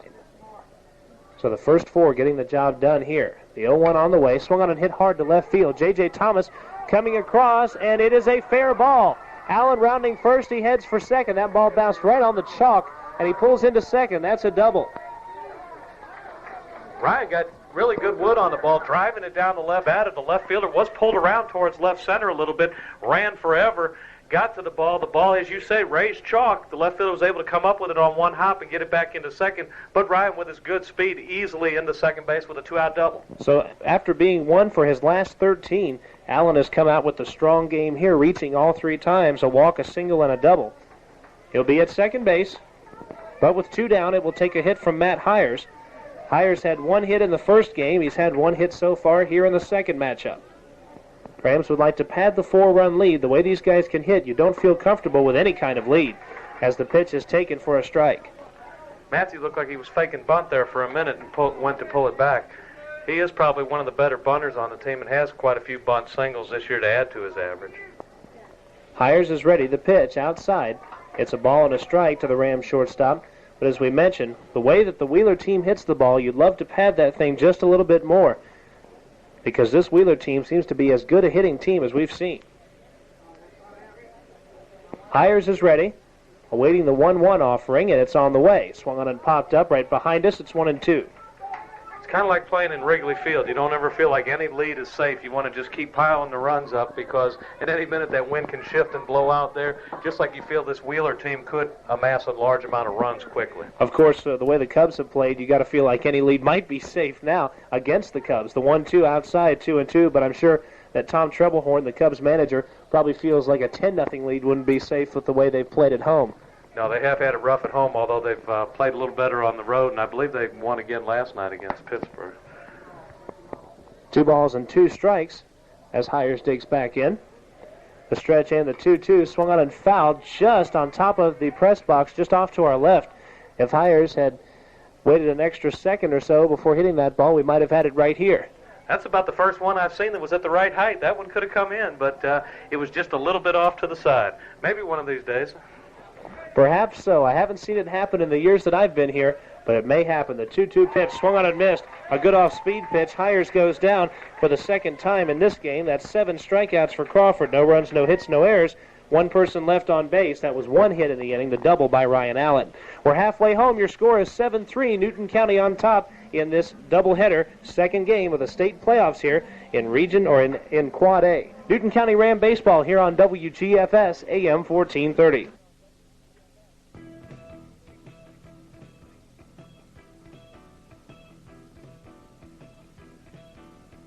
It's that time of year again for tilling the garden.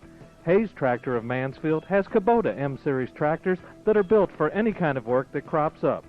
With 42 to 85 PTO horsepower, 4-wheel drive, and strong liquid-cooled engines, they easily pull like bigger tractors. Hayes Tractor says all this without bigger price tags or fuel bills. High clearance, low profile, and narrow versions offer versatility you've been looking for. So come to Hayes Tractor and take a look at the Kubota M-Series and see what crops up. That's Hayes Tractor, located on Highway 11 in Mansfield. They're open Monday through Friday, 8 to 5:30, and Saturday, 8 to 12. Or call at 786-3334. That's 786-3334.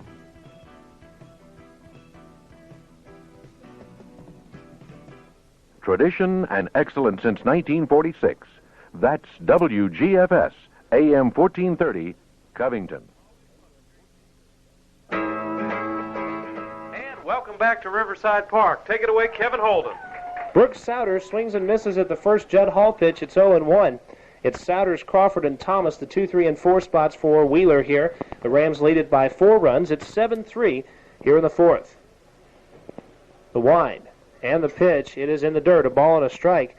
And we are halfway home, because the Rams were the visiting team here in this game in that they batted first. We are at Riverside Park here in Covington, Georgia, at Newton County High School. But Wheeler got a chance to be the home team here, but they trail by 4.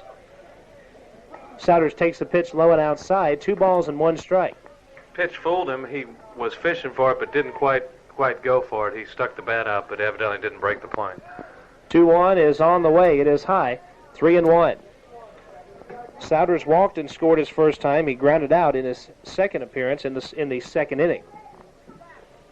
The wind and the 3-1 pitch on the way. There's a strike, and it's 3-2. Hall struck out the side last inning, but he walked 2 men. He has walked a total of 7 people here, giving up only 2 hits. There's a swing and a miss, and another strikeout for Hall, number 6 on the game. He's starting to get his stuff back a little better. As we spoke earlier, when he only had 1 or 2 strikeouts in the first couple innings, which was really well below his average. When he's around the plate, he is just tough to hit. He comes with a good heat, has a good off-speed pitch, and a good breaking ball. And right now he's starting to hit with all of his pitches.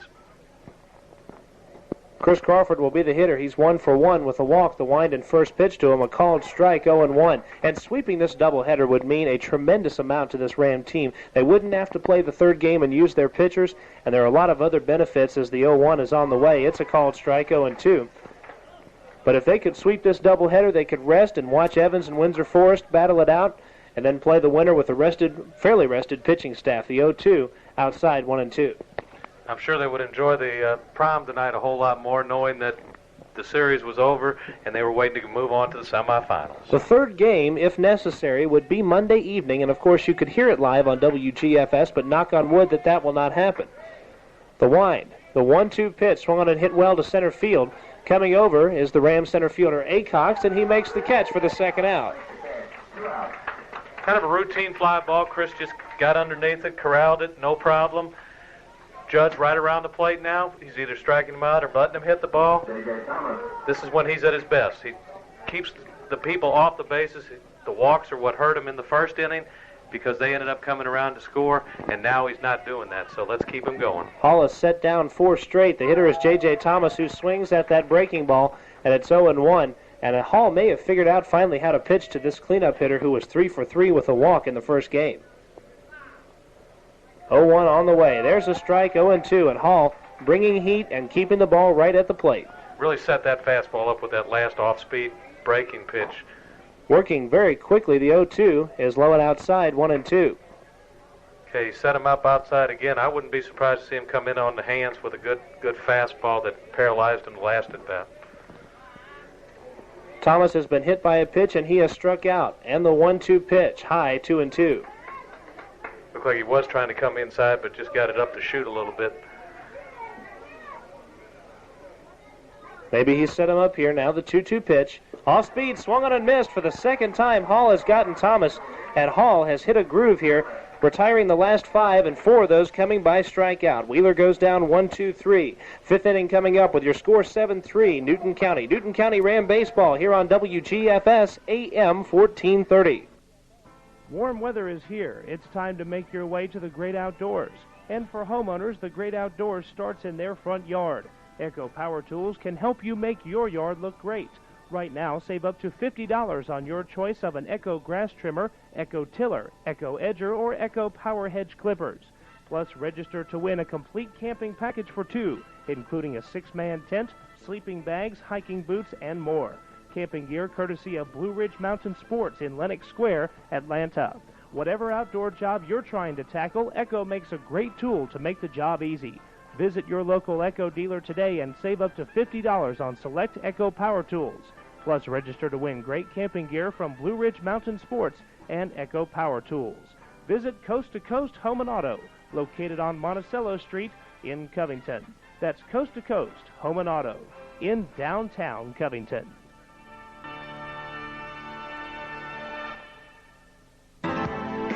As the Newton County Rams get ready to tee it up in the 5th inning here, let's hear a little noise out of those fans down there. Let's get fired up and get some more runs. And here to get them for you, Kevin Holden. Thank you very much, Bill Dolan. And Lance Shannon, Sam Allen, and Brian Moon will be the 3 hitters who will attempt to get these runs against Chris Crawford of the Wheeler Wildcats, who has pitched well in every even-numbered inning but has been slaughtered in every odd-numbered inning. And we'll break that one down for you in just a moment as Shannon digs in and hits the first pitch right at the chute but out of play, and it's 0-1. In the first inning, he gave up 3. In the third inning, he gave up 4. That's the Rams' 7 runs, but if you take just the second and the fourth, he's given up 1 hit in 2 innings and struck out 3. Lance Shannon is really getting some good swings off of him. And the 0-1 on the way. It's outside, 1-1. He drove that ball in the last inning all the way into the right field corner. That foul ball he just hit there, he had a great cut at, just didn't quite get around on it. Here's the wind by Crawford and the 1-1 on the way. It is in the dirt. Bounced about a foot in front of home plate. It's 2-1. I believe he kind of realizes how well Lance is swinging on him, and he's being a little more careful now and throwing him in the dirt. I wouldn't be surprised to see Lance with the free pass here. It is 2 balls and 1 strike. Of course, Sam Allen has been the big man here with 5 RBI on a homer and a double in 2 at-bats. And he's on the on-deck circle. The wind and the 2-1 swung on and hit, drilled to right field, but foul. Shannon got right on top of that and drove it, And he's upset with himself, but he just hit the ball about as hard as you can, but foul. You can't really hit it any farther. He was way out in front of it, and that was a fastball. His timing really looks better. He looks like he's right on top of it today. Here comes the wind, and the 2-2 on the way. Swung on and fouled right back to the screen, and it remains 2-2. I don't think I've seen anybody get so many good hacks in one at bat. Every swing he's made has been dead on it and just either fouled it back or the one that he pulled down the right field line foul. He's set to go. Here comes the 2-2 on the way. He takes it high, 3 balls and 2 strikes. Shannon was very strong in the first part of the season, injured his shoulder against Walton, had some trouble in the middle part, but has come on strong here in the latter part. The wind, the payoff pitch, might have gone around on it. They'll check the third base umpire, who said yes, he did go around, and Shannon is out on strikes without much argument. It was kind of close, but I believe he probably did go. He tried to pull it back quickly. He tried to stop on that high pitch, which is so hard to lay off of, and evidently he just did cross. The third base umpire punched him out. So unfortunate after getting so many good cuts in that at-bat that he had to go down. But with one down, Sam Allen, the hitter. Mr. Clutch. Allen 2 for 2, a homer, a double, 5 RBIs, and a partridge in a pear tree as he takes the first pitch high, 1-0. And the dirtiest uniform on the field. Sam Allen has had at least 3 head-first slides that we can count based on the skid marks. The wind and the pitch on the way to Allen. He takes it low. 2 balls, no strikes. That's a man who's really coming into his own. He's raised his average a good 70 points here in the last 4 or 5 weeks in sub-region play and also here in the state tournament. 16 teams started this tournament. 8 are left. The quarterfinal matchups going on. There's a swing and a hard line drive to left center field. J.J. Thomas goes back. It bounces off the wall. Sam Allen heads for second base and pulls in standing, not head first, believe it or not. It's a double for Sam Allen, and he has hit everything hard into the same spot in left center, and that man is tough to get out. That ball was almost in the identical spot as the other two. Just ripped. The line shot. The left fielder took off running, knowing he was heading for the wall. Wasn't anything he could do about it. You know, speaking of those skid marks, they can tell how fast a car was going by measuring skid marks. I wonder if they could tell how fast Sam was going if they measured those skid marks out in the dust. I don't know if those results would yield anything that would be good for Sam Allen. They're probably amount of speed, but that's okay because he's hitting the ball so hard he hasn't needed to steal anything. When you hit him as far as he is, you don't have to run fast. Brian Moon, the hitter, he is 0 for 1 with a sacrifice fly. And Crawford stepped out for just a moment and now toes the rubber once again, and Sam Allen will lead away from second base.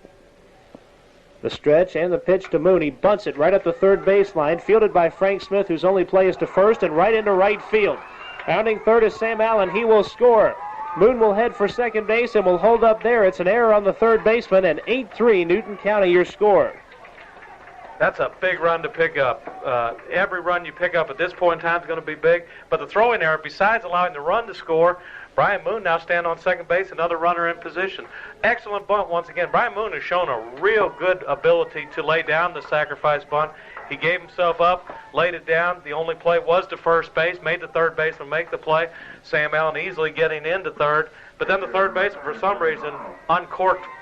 Just a horrible throw. It wasn't even close. The first baseman had no prayer, and the ball ended up in the heading towards the right field corner, allowing the runner to move to second.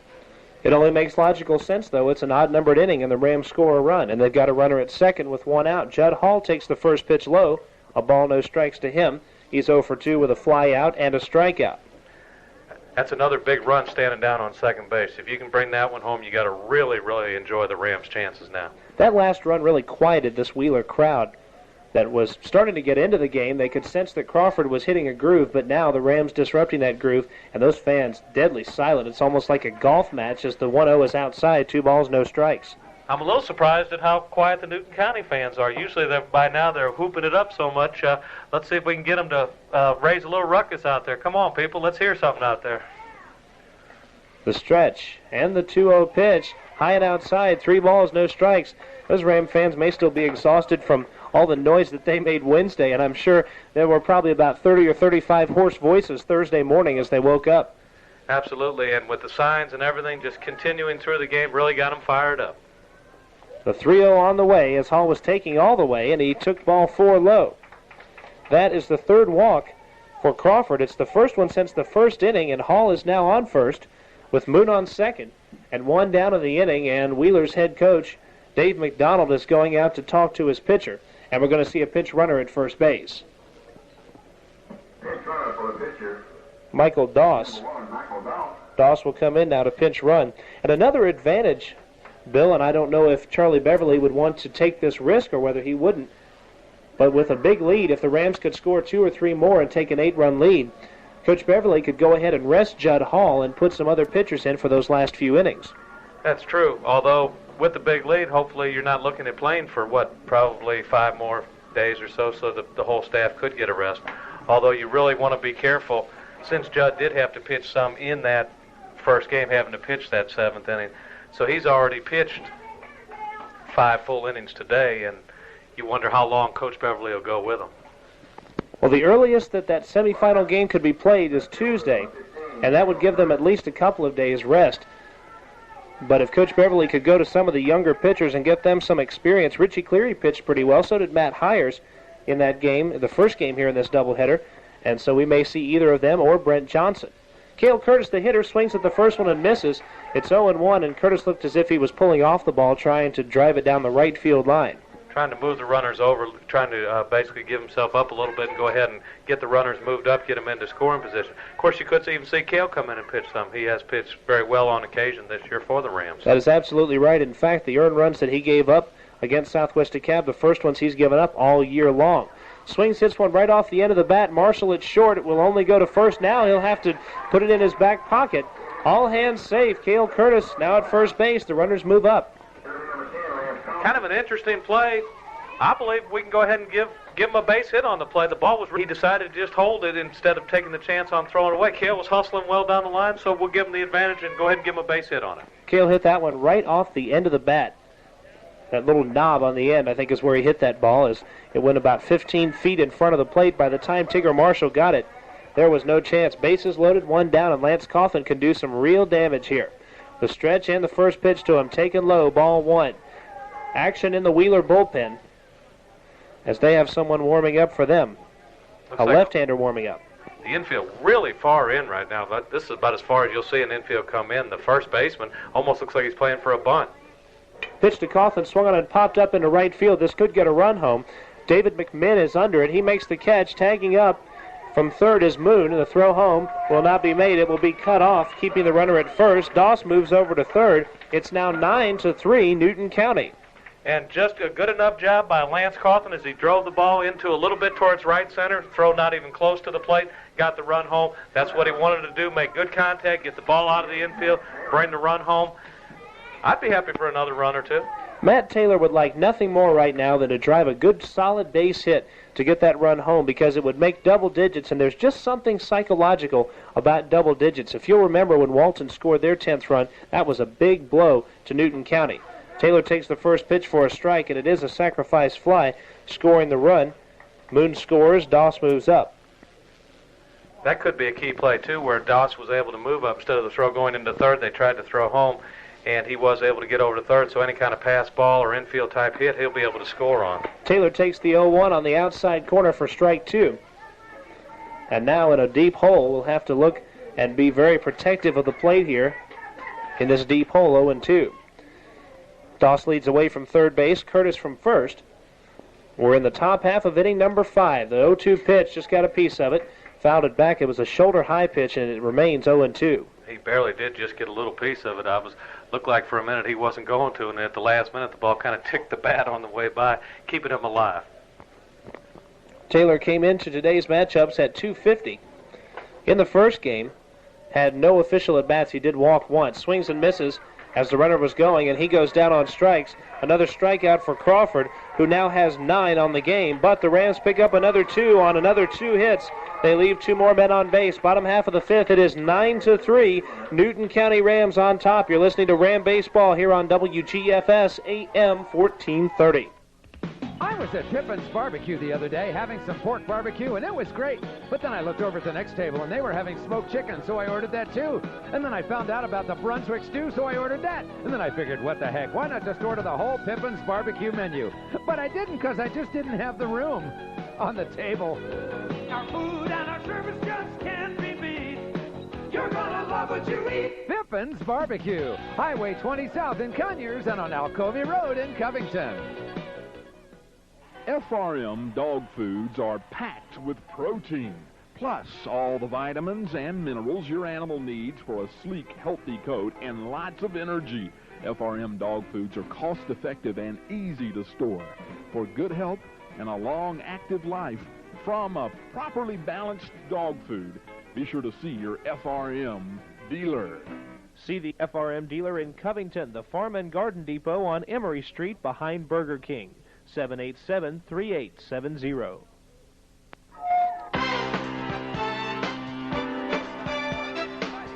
County Ram baseball in the state playoffs, trying to wrap it up here and move on to the semifinals.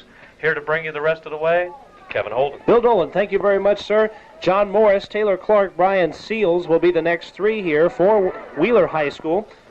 Fifth inning, Rams on top by 6, and Judd Hall has been strong, retiring the last 5 that he has faced, and the Rams look as if they're cruising right along as the pitch is outside for ball 1, but of course the Rams are familiar with cruising right along against Southwest DeKalb in the first game of a doubleheader last Monday. The wind and the pitch. Also that heartbreak loss to South Gwinnett late in the season, I believe it was. They were up 5-1 in that game.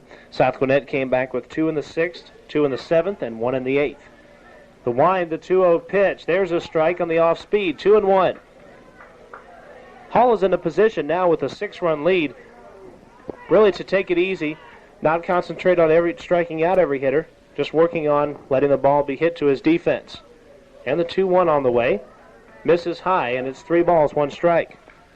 That's the kind of thing that'll give a coach gray hairs. They'll come with a 6-run lead walking people. The last thing in the world you want to do is give somebody the free pass. And the 3-1 is inside, ball 4.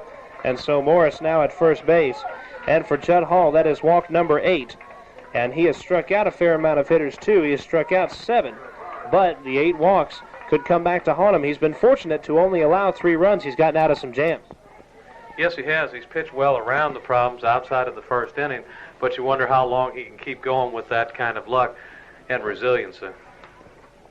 The stretch and the pitch is inside, ball 1 to Taylor Clark, who hit a sac fly his first time and walked his second time. It's been a good day for baseball. Not quite overcast, guys, just partly cloudy and red hot, sizzling hot here at Riverside Park. Stretch and pitch by Moon back to the screen. That's a wild pitch moving Morris up to second base. We mentioned the weather, though, here at Riverside Park, and it has been sweltering here, especially here in the latter parts of the day. It must be in the 80s or perhaps even the 90s.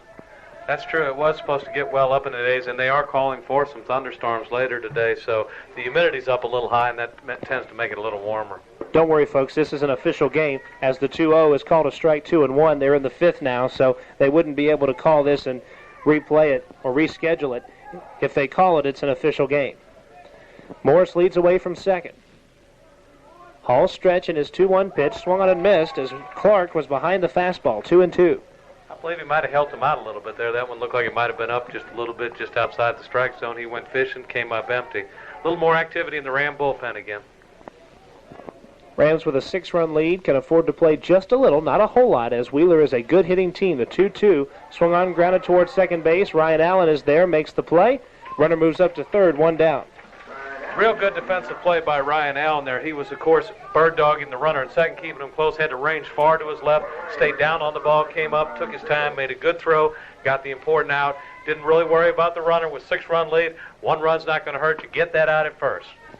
And Taylor Clark did a good job of advancing the runner who was at second, reached out and just poked it really with 1 hand towards second base. That allowed the runner to move over. And with Morris at third and 1 down, Brian Seals takes the first pitch outside, 1 ball, no strikes. A win in this game would give the Rams a spot in the quarterfinals of the state tournament versus either Evans or Windsor Forest. And the 1-0 pitch is by the catcher back to the screen, but Morris holds at third base as the ball bounced right back to the Ram catcher. It's 2-0.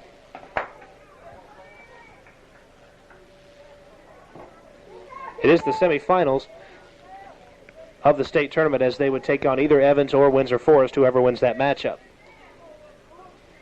The 2-0 is by the catcher back to the screen.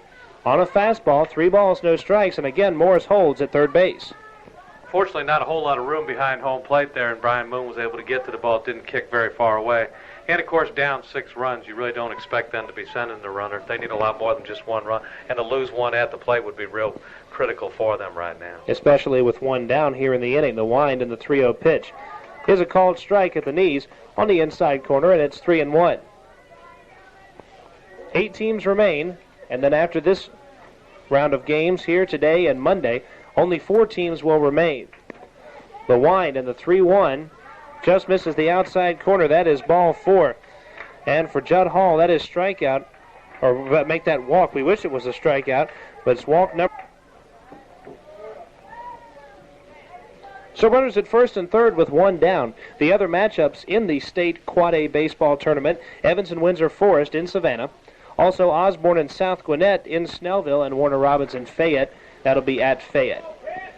Time is called. Charlie Beverly has gone out to talk to Judd Hall. Brian Moon is out there. Matt Hires comes in. Sam Allen and Ryan Allen out there talking as well. Hall leaves, and we're going to see a new pitcher. It will be Matt Hires, and while we do, let's take this break. You're listening to Newton County Ram Baseball right here on WGFS AM 1430. When your tires are worn and looking forlorn, turn to Cooper Tires. Statham Tire of Covington and Conyers has just the right tire for you, like the Cooper Cobra GTS radio with raised white letters. This hot little number is designed to meet the ever-changing demands of performance tire buyers throughout the USA, and it's all American made and owned by Cooper. Ask for the Cooper Cobra GTS radio or any other quality Cooper tire to fit your particular driving needs at Statham Tires in Covington and Conyers. Compare American quality from Cooper. You'll be proud you did. Looking good, feeling great, and staying healthy has never been more important than it is today. The Family Health Food Store in Newton Plaza is your headquarters for all your health needs. The Family Health Food Store has a great selection of books on high fiber, low fat, and fat-free facts that you will need to stay healthy. So come by today and let the Family Health Food Store help you have a healthier and happier you. That's the Family Health Food Store, 787-3400, 787-3400.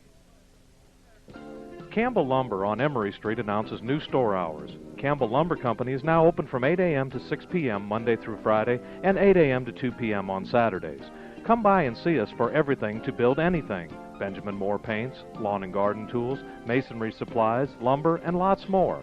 Stop by our spring sale going on now through April 30th for specials on treated lumber, shingles, screen porch materials, and lawn and garden tools. That's Campbell Lumber, 786-3412.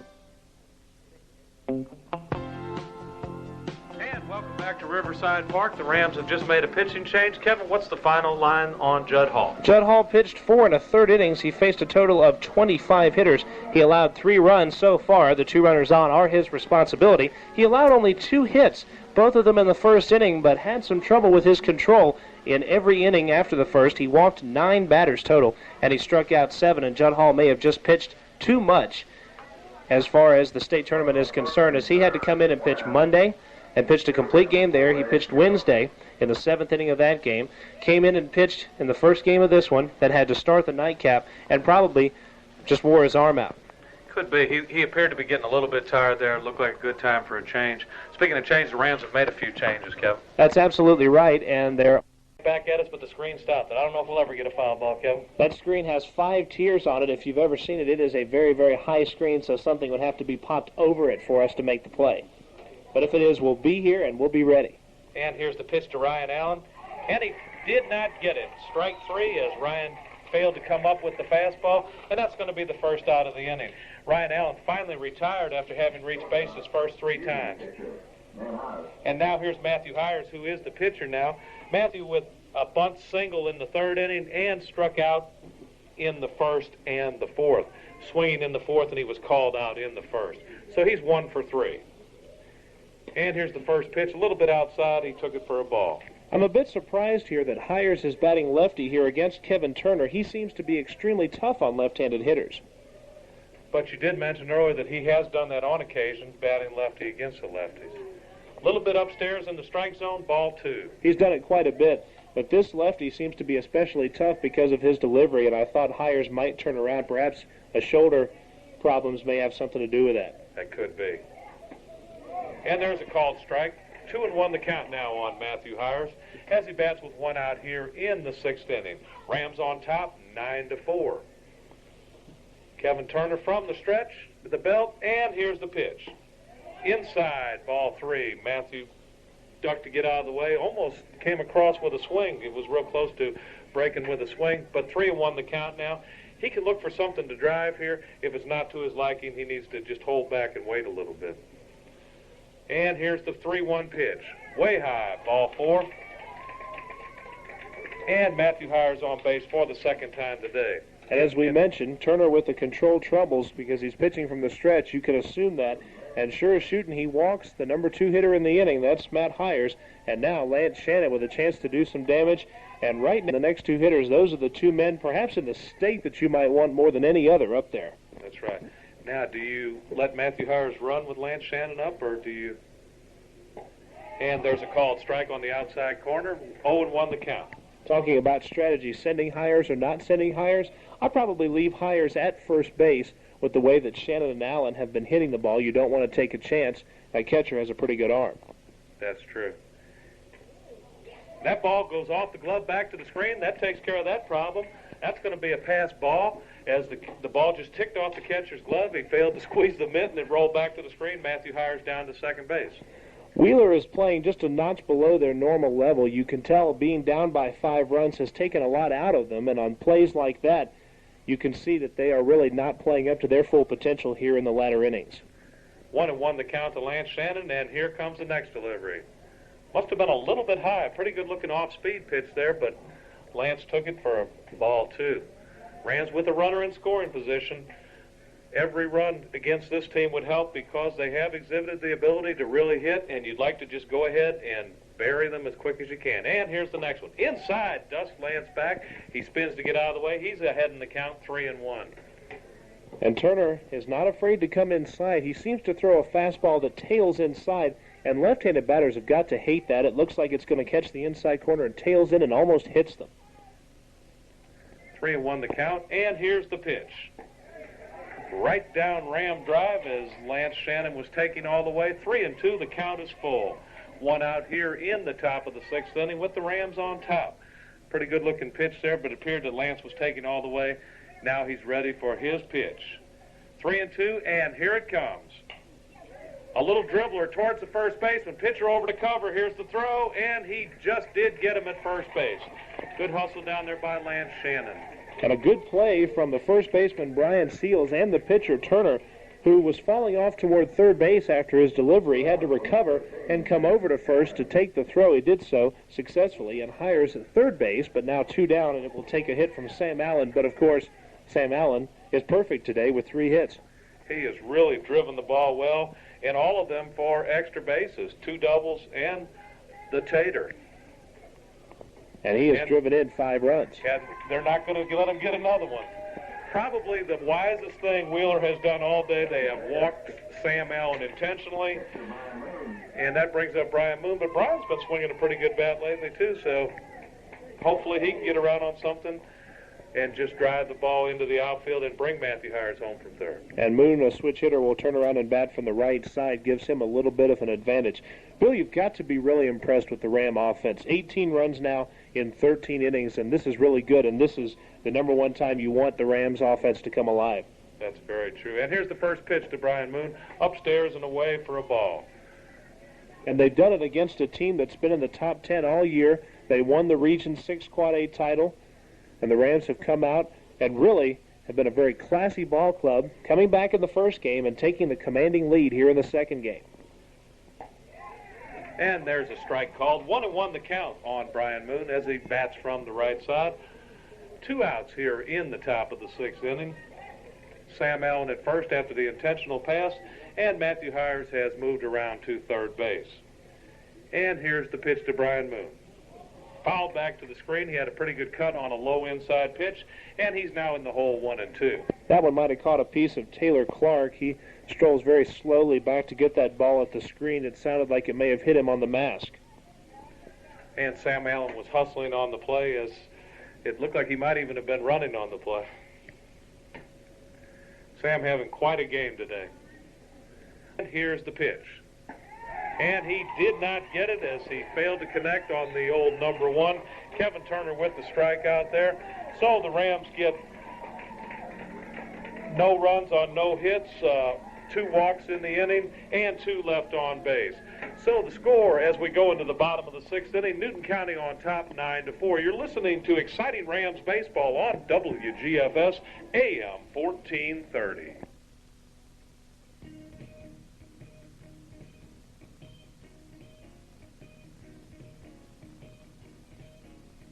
It's that time of year again for tilling the garden. Hayes Tractor of Mansfield has Kubota M-Series tractors that are built for any kind of work that crops up. With 42 to 85 PTO horsepower, 4-wheel drive, and strong liquid-cooled engines, they easily pull like bigger tractors. Hayes Tractor says all this without bigger price tags or fuel bills. High clearance, low profile, and narrow versions offer versatility you've been looking for. So come to Hayes Tractor and take a look at the Kubota M-Series and see what crops up. That's Hayes Tractor, located on Highway 11 in Mansfield. They're open Monday through Friday, 8 to 5:30, and Saturday, 8 to 12. Or call at 786-3334. That's 786-3334.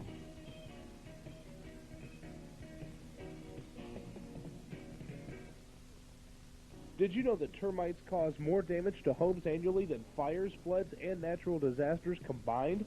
To protect your home from termites and other pests, call Cleary Exterminating, 786-4937. They'll send them packing, termites and beetles, fleas, rats and mice, roaches, and ants. Commercial or residential, we can help get rid of what bugs you. Call Cleary Exterminating on Highway 278 in Covington.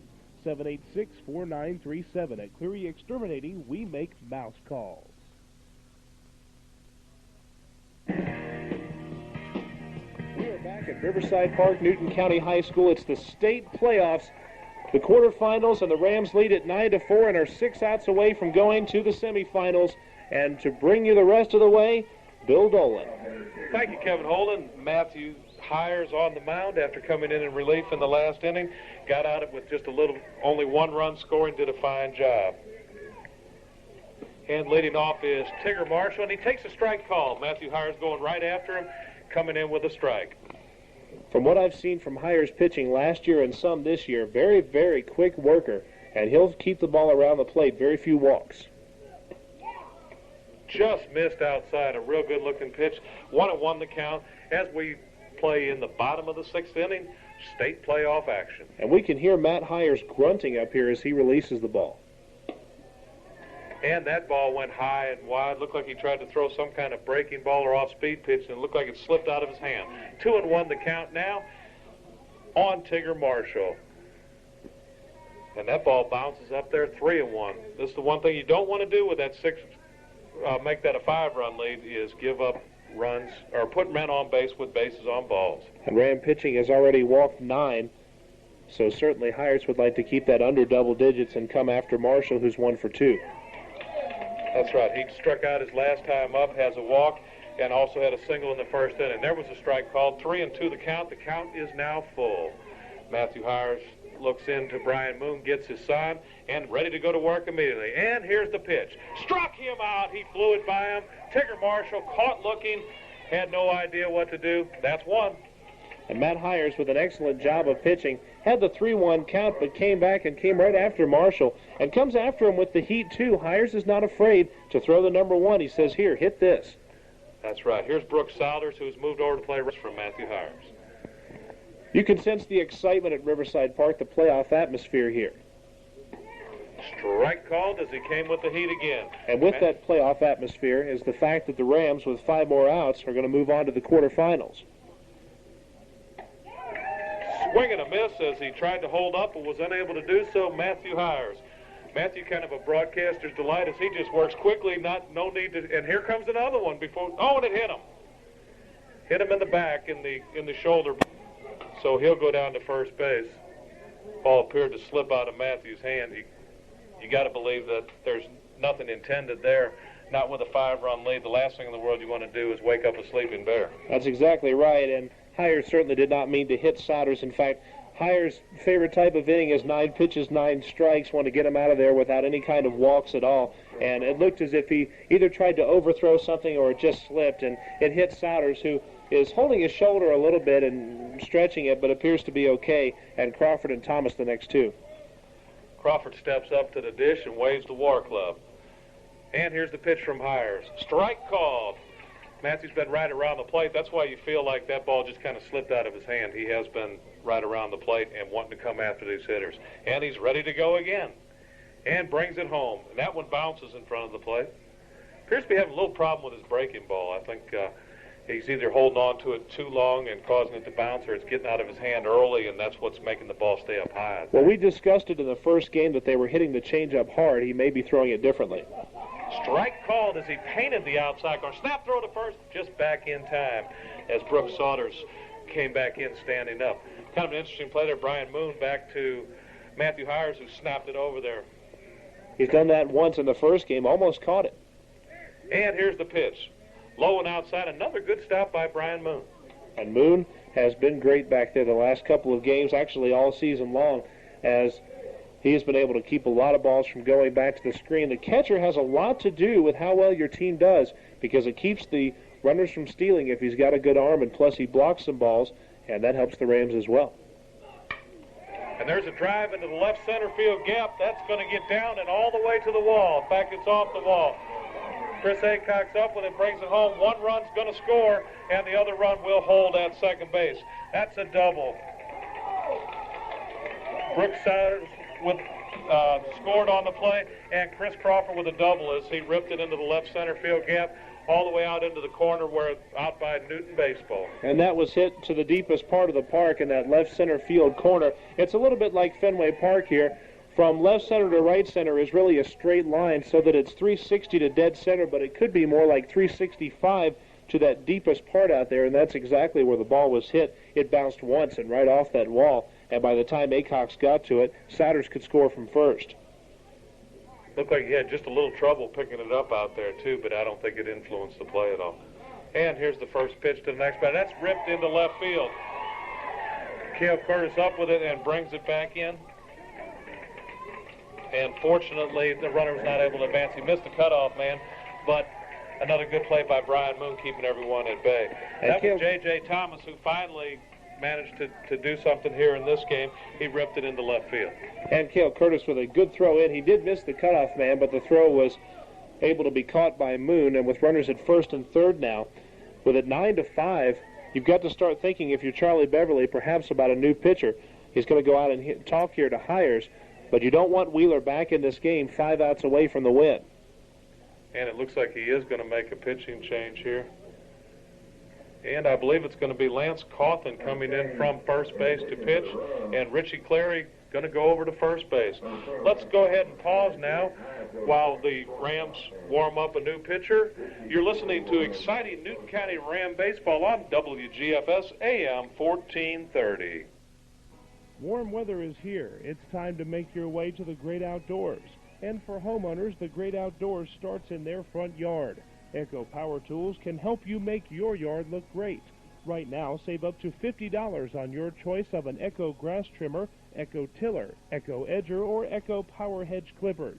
Plus, register to win a complete camping package for 2, including a 6-man tent, sleeping bags, hiking boots, and more. Camping gear courtesy of Blue Ridge Mountain Sports in Lenox Square, Atlanta. Whatever outdoor job you're trying, it's a great tool to make the job easy. Visit your local Echo dealer today and save up to $50 on select Echo Power Tools. Plus, register to win great camping gear from Blue Ridge Mountain Sports and Echo Power Tools. Visit Coast to Coast Home and Auto, located on Monticello Street in Covington. That's Coast to Coast Home and Auto in downtown Covington.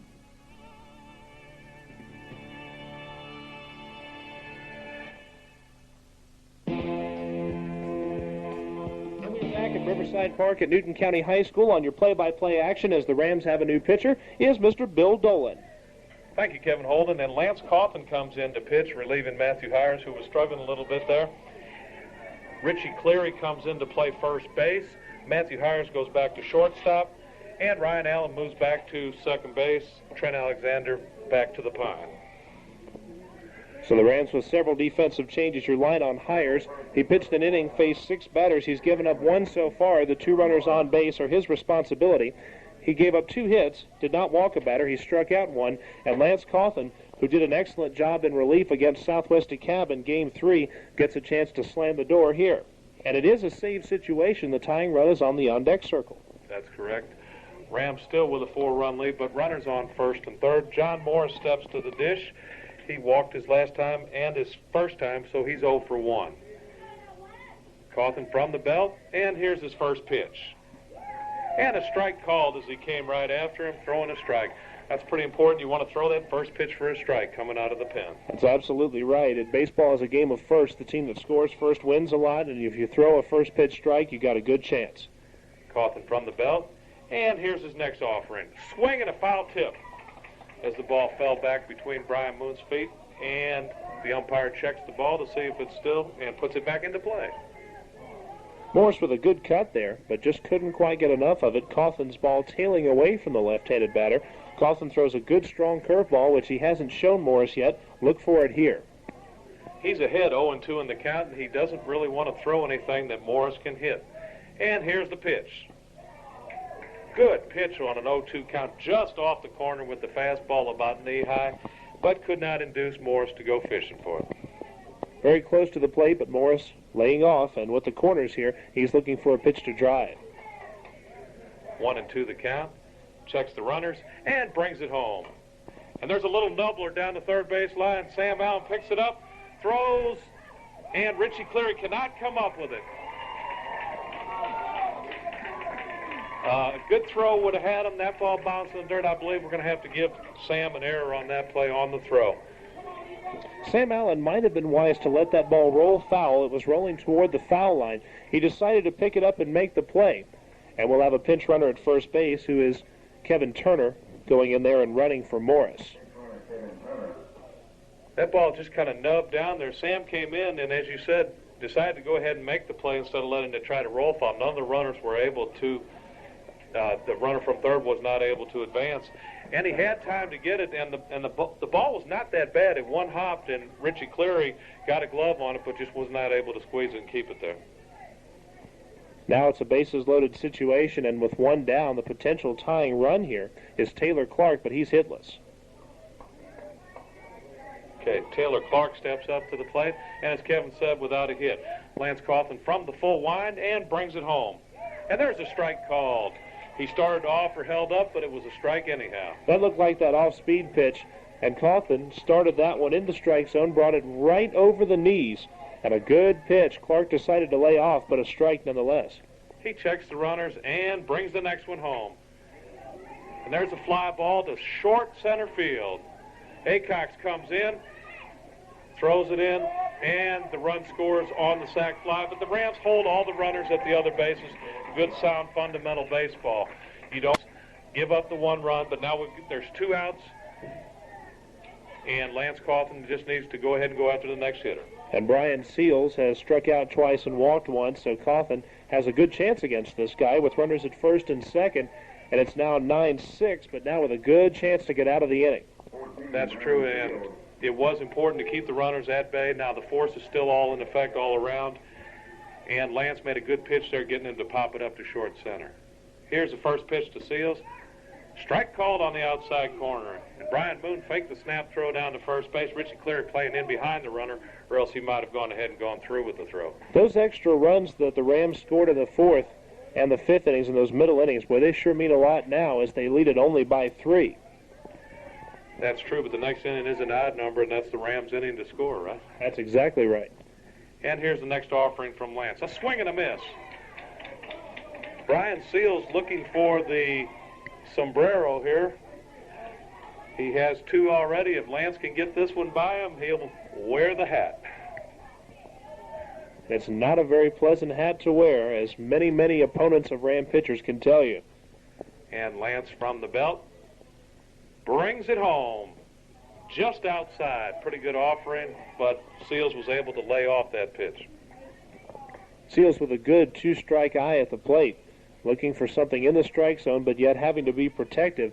and that strike zone tends to expand by some inches on some hitters with 2 strikes, but not Seals. He's really crowding the plate. I think I'd like to see Lance come in on his hands with this one. And there's a ground ball heading towards the hole into right field. Ryan Allen knocks it down but can't make the play. 1 run will score. The other runner around to third on the play. 9-7. Scored a base hit for Brian Seals as Allen had to go a long way into the hole to make the play. And he was good just getting a glove on that ball. It actually hurt Ryan Allen and the Rams that he did get a glove on because it bounced out of the glove and toward the line, and that allowed Thomas to score. And now with it 9-7 in first and third, you've got to be concerned here, and Coughlin really needs to come after Ash Gale.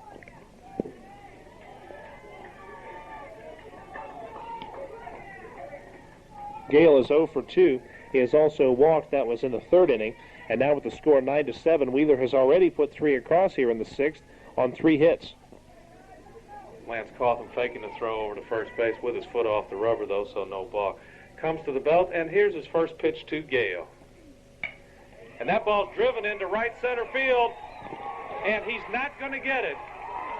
It's up against the wall. He's having trouble with it. He brings it back in.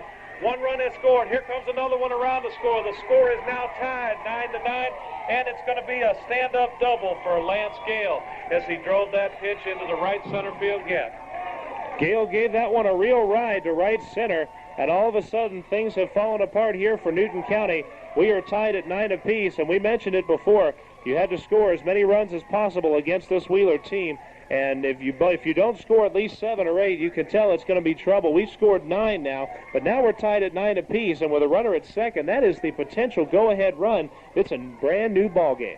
That's true. The batter that really hurt was Brian Seals on that ball. He hit into right field.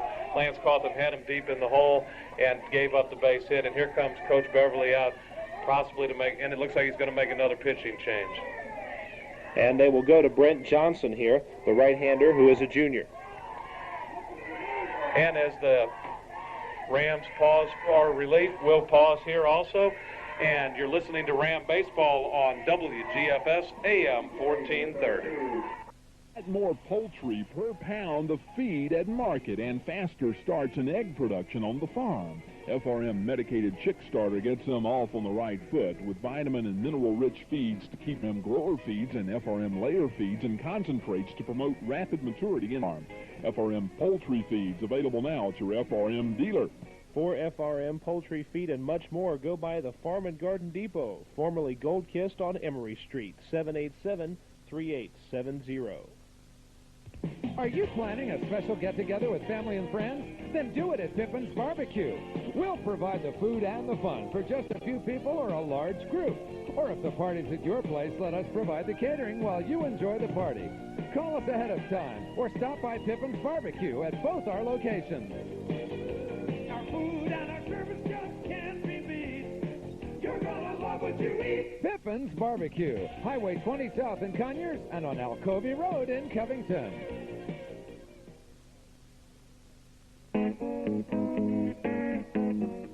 Pitcher for the Newton County Rams, who suddenly have given up several runs here in the 6th. They have given up 5 to be exact, and we're tied at 9 apiece. And with your play-by-play action to tell you about the new pitcher is Bill Dolan. Okay, Brent Johnson has pitched in 3 games, going 3 2/3 innings, and only given up 1 hit. He has walked 3, but struck out 7. So he does bring the heat, and hopefully he can get the 1 out here to get out of this inning without any further damage. And Brent Johnson's fastball has gained quite a bit. Despite the fact that he has only pitched 3 2/3 this year at the varsity level, still a very good pitcher. And number 3, too, a little reminiscent of Steve Carlton, except from the right-hand side. Coughlin went 1/3 of an inning, facing 4 hitters, giving up 2 so far. And the runner on his responsibility, he allowed 2 hits. Did not walk a batter, did not strike out a batter. But that go-ahead run is at second base, and Frank Smith is the man up here for Wheeler with a chance to really do some damage and put the Wildcats ahead. That's true. Hopefully Brent can come after him and go ahead and get out of here without any further damage. He comes from the belt, and here's his first pitch. Strike called as he came with the heat to the outside corner, right at waist level. And Johnson starting it off strong with the fastball. Now Smith has seen that good fastball and will have to be aware of it. And here comes his next offering. Another strike called, almost an identical pitch. came in with the good heat. He's got him set up now, 0-2 the count.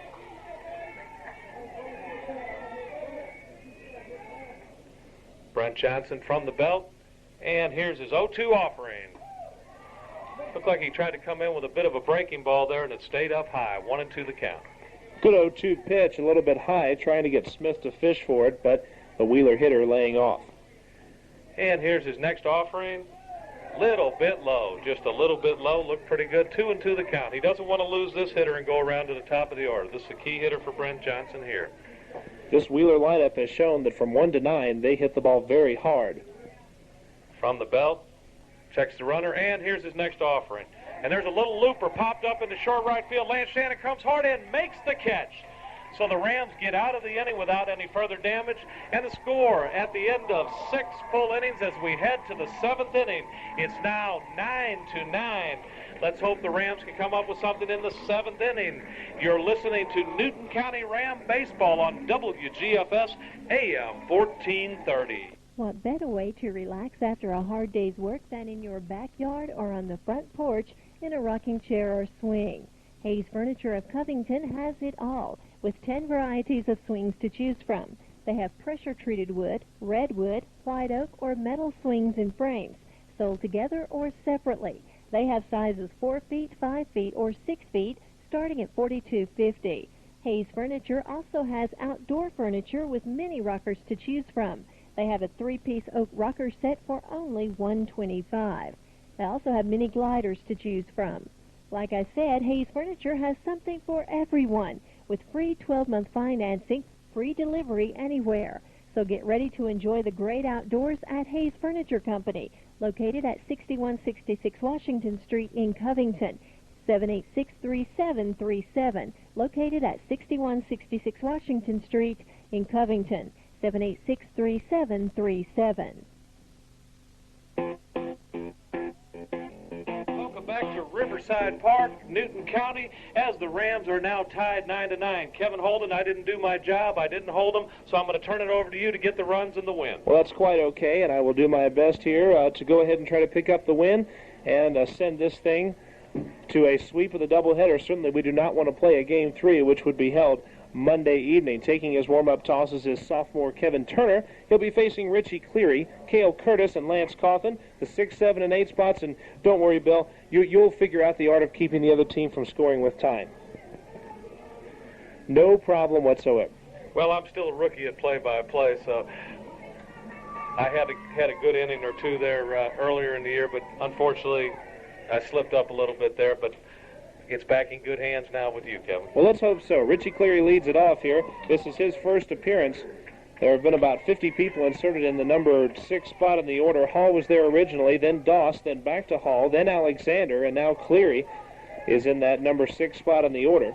Richie Cleary comes in at 200, no homers, 13 RBIs, a big guy, facing a sophomore left-hander who throws the ball pretty hard, but has had some control trouble. He walked 2 last inning. His wind and first pitch to Cleary outside for ball 1. Let's hope he can put a few on with the walks, and we'll get around to the top part of the order that has been so strong this game. They most certainly have. Turner pitching from the stretch, and his pitch to Cleary swung on and foul tipped. He had a good cut. It's 1-1. Appeared to be a little bit of a breaking ball or off-speed pitch, and Richie just wasn't able to get around on it. Got a little piece of it, and the catcher did hold on to the foul tip. Cleary bats with that open stance. The 1-1 to him. Swung on line to right field. That falls in for a hit. That's what you want. Just the base runner. That's all you care about. And we might see a pinch runner and yet another person inserted into the number 6 spot. No, we haven't seen anyone come out yet. Good piece of hitting there by Richie Cleary. He took the outside pitch and just kind of served it out to right field. The ball bounced on one hop to the right fielder. Good job by Richie Cleary. That's what you want, the base runner. Got to get one on to get some runs in. And Cale Curtis, now the hitter, singled his last time, makes him 1 for 3. Stretched by Turner, and the pitch is low, ball 1. And it looks like Curtis is no longer choking up on the bat. He appears to be holding it, but now he does, as we mentioned it. The first time around, on the first pitch, he was not. He must have a radio in his helmet as he chokes up about 2 inches now, and the pitch to him hit him on the shoulder. It's his right shoulder, that the ball hit him on, so Curtis will be okay in terms of pitching if we need him to pitch. He'll be at first base after being hit. Now Turner is wild, and you've got to know that him coming inside on Curtis and hitting him was not intentional, just being wild, especially with a tie game. That's true, and the last thing you want to do is move the winning run over to second base. Kind of a painful way to do it, but Cale Curtis gets on base and moves the runner over. You'll take the base runners any way that you can get them, and Brent Johnson is the hitter. Johnson started the year red hot, but has fallen on some cool times. He's at 289 right now. And Wheeler's head coach, Dave McDonald, is going out to talk to his pitcher. He will call a conference on the mound. And all of the infielders are around the mound talking here. We're tied at 9 apiece. We're in the 7th inning. Runners at first and second. The second game of a doubleheader here today. And the 2 out of 3 series, the winner of the 2 games, goes to the semifinals, of the state tournament. There is a pinch runner at first base. And Easterday is the pinch runner over there at first, the freshman going in for Curtis. But as we mentioned, the winner of this series goes on to play in the semifinals, Evans and Windsor Forest. The Rams won the first game 9-7. After looking very bad in the first 4 innings, they made a tremendous comeback and have looked like a very classy team, but they gave up some runs in the 6th, gave up 5 to be exact. It was 9-4. Now the score is 9-9. But with first and second and no one out, Rams with a good shot here, and Brent Johnson can help his own cause with a base hit. As we mentioned, he is probably the Rams' ultimate singles hitter. He has 13 hits this year, 12 singles and a double. And he has also gotten 7 free passes, so his on-base percentage, like most of the Rams, a very good one. I'm surprised the umpire let them out on the mound that long in that conference while the pitcher's warming up, almost like a stall tactic, and he kind of let him get away with it. Think you would flag them a 5-yard penalty? For delay of game? That's absolutely right. Wheel play on. Here's the throw to second base, and he is safe there. The wheel play was on, but a different variation. What the wheel play is the first and third baseman charge, looking for a potential bunt. The shortstop goes toward third base. That leaves a big hole at shortstop, and it chops up your infield so bad, leaves so many holes that Johnson just needs to put bat on ball. But, of course, with a school called Wheeler, you can expect the wheel play, and that's exactly what they had on. And the reason Cale Curtis was pinch run for, he's down throwing in the bullpen, loosening up. Johnson is looking to bunt. He takes the pitch. It is outside for ball 1. And Taylor Clark looking the runner back to second base. That's Cleary out there. Going back to second. Cleary is there. Easterday is at first. And the catcher complaining, Taylor Clark complaining that Brent Johnson didn't get out of his way. He stood in the batter's box. That's his right to stand there. He's the catcher, in fact, Taylor Clark put his hand on Brent Johnson trying to get around him heading towards third. And Johnson was right there in the batter's box. He's a big guy and a lot to get around. Johnson once again looking to bunt. Once again it's outside, and it's 2-0. Another wide one, or 2 more wide one, brings up Matt Taylor. And Taylor has been the 7th inning hero for Newton County, and he has come through with some terrific 7th inning hits. His batting average around 250, but in the 7th inning it's probably more like 400 or 500. As he has really come through in the clutch. Here's the stretch. The pitch to Johnson. He wants to bunt it. It's high, 3-0. Now do you take the bunt sign off 3-0? Well, of course, you got to look at one. He has yet to throw a strike to Brent Johnson. I believe I'd let him go ahead and stick the bat out there like he's going to and make him throw a strike. He hasn't even been close to the strike zone on any of these pitches. This would be a good one for Johnson to just put the bat right out there, no matter what the pitch is, but then as the pitch is coming, no matter if it's a ball or a strike, just to pull it back. But Johnson to show bunt early, just to put that in Kevin Turner's mind, it might cross him up. Johnson once again looks to bunt, and he takes it high, ball 4. Kevin Turner had some serious problems there. First and second, Rams wanted to bunt, but Turner threw 4 straight balls, and that's going to do it for him as Wheeler brings in a new pitcher. And we're going to take this break. You're listening to Newton County Ram Baseball here on WGFS AM 1430. Statham Tires in Covington, Conyers, Snellville, and Norcross would like to sell you a set of great radials by Cooper. Now you're probably asking, why should I buy a set of great radials from Statham Tire? Okay, how about longer tire life, fuel economy, and better vehicle handling? You see, Cooper radial tires give you better tread wear than bias-type tires, plus better mileage, which means less fuel to buy. And stability, steering, and cornering all improved with Cooper radials. Why not go to Statham Tire in Covington, Conyers, Snellville, and Norcross and get great radials by Cooper? Tough and dependable tires from professional and reliable tire experts. Great radials by Cooper from Statham Tire. It's May's Best Buys of the Month going on now at Mayfield Ace Hardware. Festival low-back rosin chair, slotted back and seat in white, $544. A charbroil tabletop grill, portable, durable, steel construction, and a 187 square inch cooking area, the festival low-back rosin chair, and a charbroil tabletop grill. It's May's Best Buys of the Month going on now at Mayfield Ace Hardware, on the square, and in Newton Plaza. Looking good, feeling great, and staying healthy has never been more important than it is today. The Family Health Food Store in Newton Plaza eats. The Family Health Food Store has a great selection of books on high fiber, low fat, and fat-free facts that you will need to stay healthy. So come by today and let the Family Health Food Store help you have a healthier and happier you. That's the Family Health Food Store, 787-3400, 787-3400. Back to Riverside Park, Newton County. The Rams have loaded the bases up here. I told you I was going to turn it over to Kevin Holden to get some runs for you. He's got it started. Let's see if he can bring them home. It's the bases loaded, no one out for Newton County. And Chris Middlebrooks will come in now to pinch hit for Matt Taylor. Middlebrooks, a right-hander, coming in here against Reed Tarantino. That's the new pitcher, and he's a right-hander, so it's righty versus righty.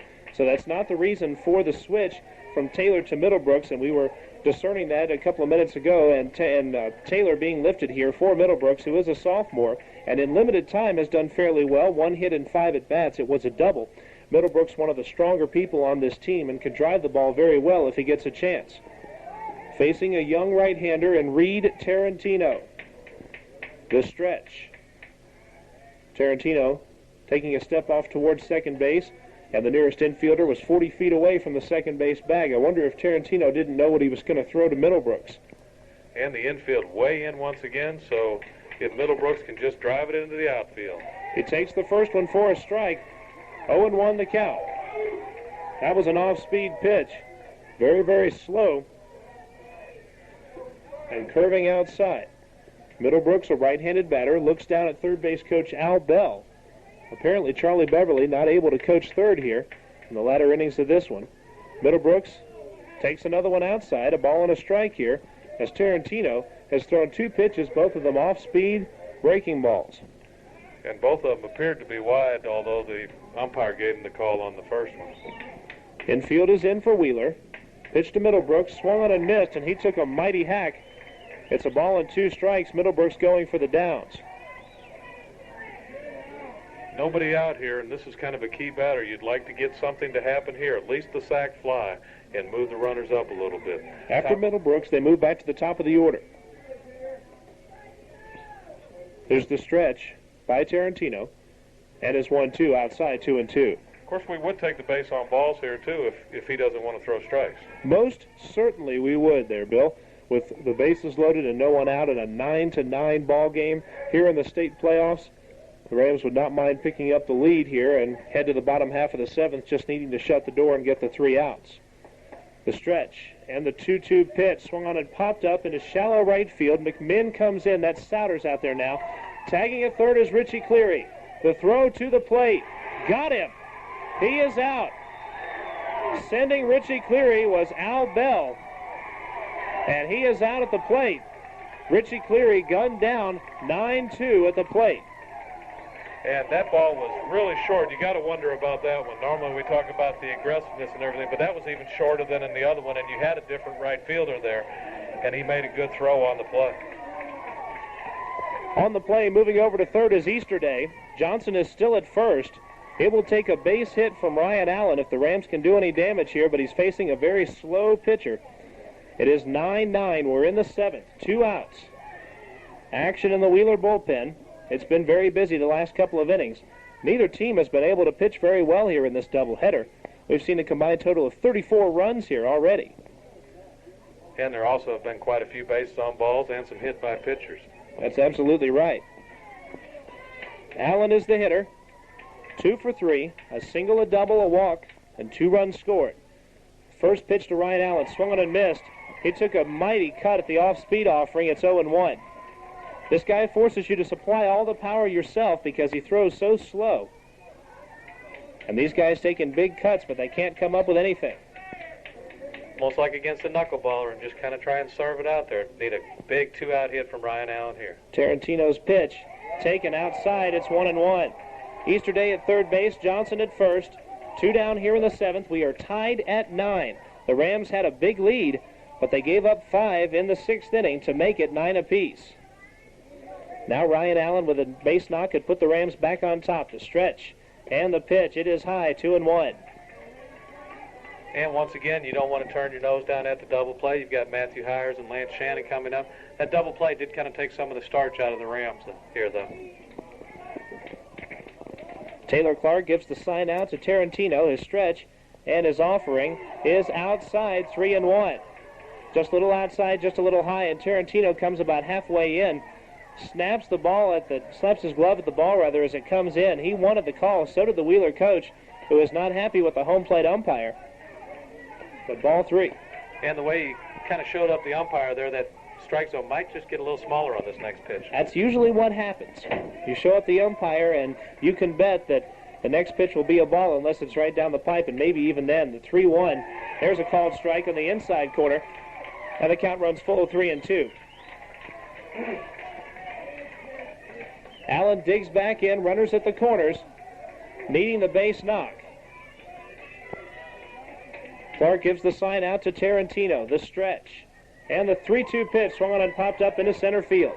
Coming in is Crawford. He makes the catch. That's out number 3. The Rams can't put one across even though they have the bases loaded. No one out. That may come back to haunt them. No runs, 1 hit, no errors, 2 runners left on. Bottom of the 7th with your score tied at 9 apiece. Newton County Baseball right here on WGFS AM 1430.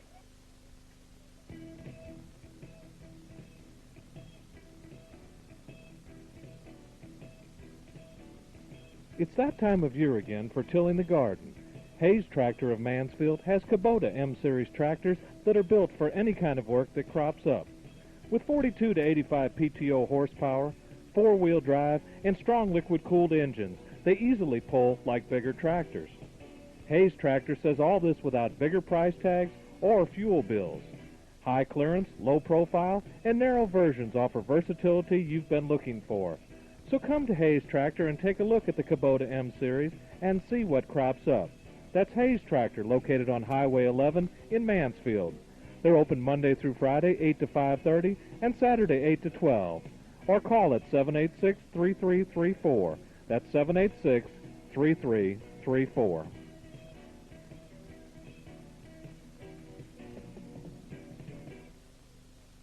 Did you know that termites cause more damage to homes annually than fires, floods, and natural disasters combined? To protect your home from termites and other pests, call Cleary Exterminating, 786-4937. They'll send them packing. Termites and beetles, fleas, rats and mice, roaches, and ants. Commercial or residential, we can help get rid of what bugs you. Call Cleary Exterminating on Highway 278 in Covington, 786-4937. At Cleary Exterminating, we make mouse calls.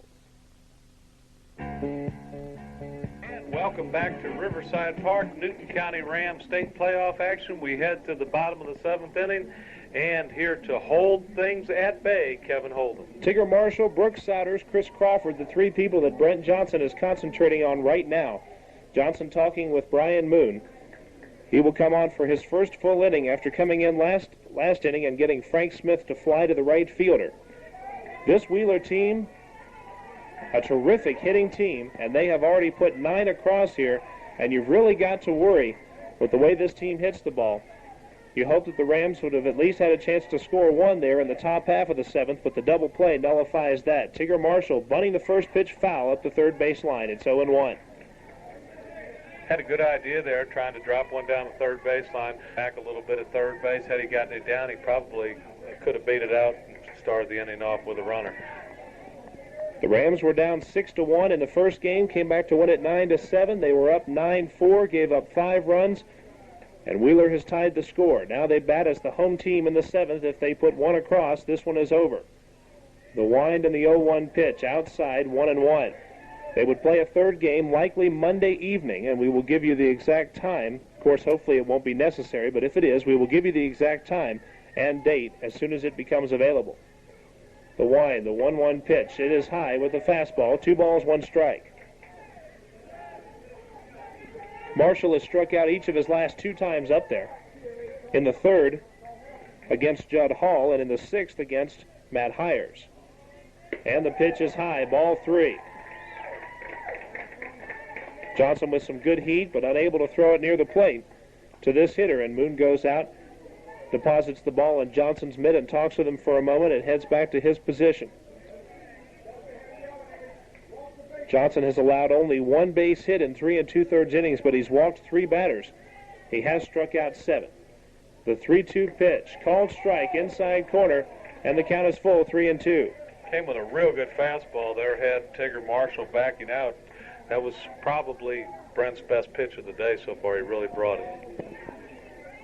Moon's signal, the wind, and the payoff pitch. Swung on and hit hard to right center field. Acox is coming over, though, and he makes the catch, and that's the first out. Marshall hit it hard, but Acox was there. Got it up in the air. Acox corralled, got underneath it, and corralled it like a can of corn. That's 1 down. Kevin, if the Rams can get through this inning, you got to like their chances in extra innings. You've got Matthew Hires, Lance Shannon, and Mr. Clutch Sam Allen coming up in the 8th inning if they get that far. Johnson will have to retire the next 2. Next hitter swings, grounds 1 to short. Hires making the charge and the play, and his throw to first is in time. That's a big out there. Souders with the weak grounder. Hires charging, the great defensive play, and we've said it so many times this year, what a defensive shortstop Hires is. He really does. He came in, made the play, didn't lay back on it, came in, got his own hop. As they say, the good ones, the great ones, make their own hops. And that's exactly what happened. And with 2 down, now Chris Crawford, the hitter. He is 2 for 3, a single, a double, and a flyout, as well as a walk. He's hit the ball well. Righty versus righty. Johnson's first pitch is high, ball 1. Crawford stands close to the plate. Awaiting the 1-0 offering from the junior right-hander.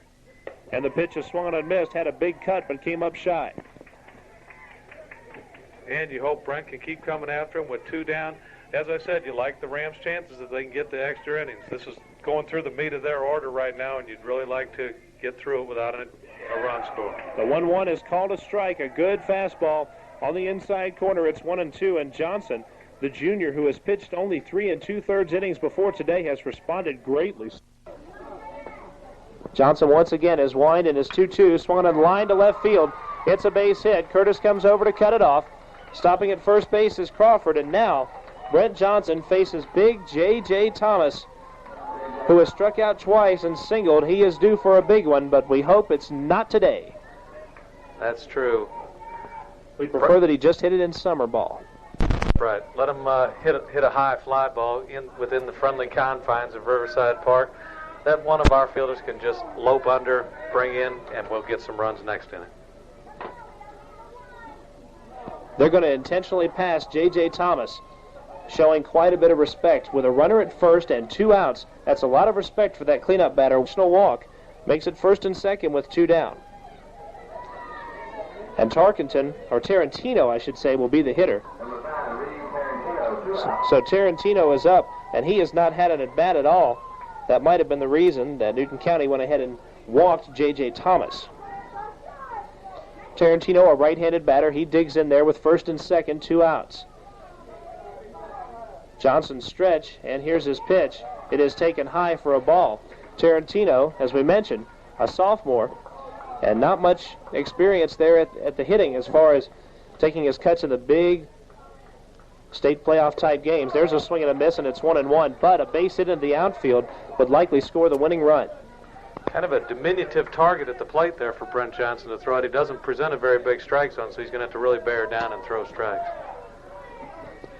The disadvantage with that intentional walk is it puts a man in scoring position. Johnson coming after Tarantino, his stretch and his 1-1. Taken high, 2 balls, 1 strike. 2 down here in the 7th, tied at 9. Rams just trying to get out of this jam and go to extra innings when they'll have the meat of their order up. Johnson stretch, and his 2-1 pitch. Just got a piece of it, fouled it off. Johnson and the Rams got a break there as the ball came in and hit the bat. Yes, it did. And the Rams have really kind of gone against the book here. So I guess we'll see if the book is always right, because sometimes it's wrong. Let's hope it's wrong in this case. Normally, you very rarely see the winning run moved into scoring position with an intentional pass. The stretch, The 2-2 pitch. Swung on, just got a piece of it and fouled it off. Move his bat up an inch or down an inch, and he's out. Just got a piece of it. Really close, and it seemed to even tick off of Brian Moon's glove there. It looked like he almost came up with it, so very close to being out of it. Reed Tarantino steps in. He's a right-handed hitter. Throws as he bats from that right side. He digs in with the runners leading. The stretch. And the 2-2 pitch on the way. Swung on and fouled it back to the screen. He remains alive. Pretty good at bat here. He's struggling well, battling, fouling off some pitches. Brent cannot afford to let up. He's got to keep coming after him. He doesn't want to make a bad pitch here, make a mistake, or end up walking this hitter either. Tarantino digs back in. Crawford and Thomas lead away from their respective bases. Johnson stretch. And his 2-2 pitch. Just missed low, and the count runs full, 3-2. A strong pitch from Johnson, but missing a few inches low. The count is full to Tarantino. On deck is Taylor Clark. Taylor Clark, the catcher for the Wheeler Wildcats. Johnson stretch. His payoff pitch is due, and it's on the way. Swung on and grounded foul down the third base line. It remains full, 3-2. And Tarantino, for a person who hasn't had an at-bat, has battled very well here. He turned on that ball. Unfortunately, it was foul because that would have been the ball game if that gets by Sam Allen into the left field corner. Of course, now with the 3-2 count, the runners are going. Just about anything into the outfield is going to score the winning run. So Brent really needs to bear down and either get the strikeout, a pop-up, or an easy ground ball. Really heartbreaking for the Rams. They had a 9-4 lead going into the bottom of the sixth, in danger of losing this one. Here's the payoff pitch. Low, ball 4. And the bases are loaded with 2 down, and Taylor Clark, the hitter. Well, the buck stops here. A walk ends the game, a hit ends the game, a strikeout or an out of any other kind ends the inning. Something's going to happen here. And Taylor Clark will be the man who will either be the GOAT or the hero for Wheeler High School. Taylor has 2 sacrifice flies. He has also grounded out, and he has walked. He steps to the plate and checks his third base coach for the signals. Chris Crawford at third, J.J. Thomas at second. After B. Tarantino is at first. 2 down. A very good at bat by Reed Tarantino as he worked Brent Johnson and worked him and finally got the walk out of him. Clark digs in. The stretch by Johnson. And the pitch. Swung on and popped up foul territory. It will fall out of play, 0-1. That ball was right in on his hands. Brent came in on him, and he didn't get a really good swing on it, so maybe he found something out if he can keep it in on him. Doesn't want to let him extend on it where he can drive the ball into the outfield at all. Clark stands far off the plate. Johnson to the stretch position. His 0-1 pitch on the way. Swung on and missed. At the high heat, it's 0-2. Once again, that was inside. I believe he does have a little trouble with that inside pitch. He likes to get out where he can extend after it. That was inside and up, and Brent just blew it by him. Great place for the K here, Doctor. Clark digs back in. Now he calls time and steps out. Taylor Clark, the catcher for Wheeler High School. We have had a thrilling doubleheader here. Nothing short of exhilarating as we have had a terrific 2 games. Johnson stretch. And his 0-2 pitch. In the dirt, a good stop from Moon. If the ball gets by him, the ball game's over. It's 1-2. Taylor Clark started to offer that. He almost swung. And as you say, a very good stop by Brian Moon. He's going to be black and blue after this doubleheader today. He's made a lot of stops on balls in the dirt. The runners lead. Johnson checks him, comes to the belt, and fires the 1-2. Swung on and missed. What a strikeout from Brent Johnson coming after Taylor Clark. That is huge. We go to extra innings. We are tied at 9 apiece. Brent Johnson is the man of the hour so far, coming after Taylor Clark with the bases loaded. You're listening to Newton County Ram Baseball here on WGFS AM 1430. Warm weather is here. It's time to make your way to the great outdoors. And for homeowners, the great outdoors starts in their front yard.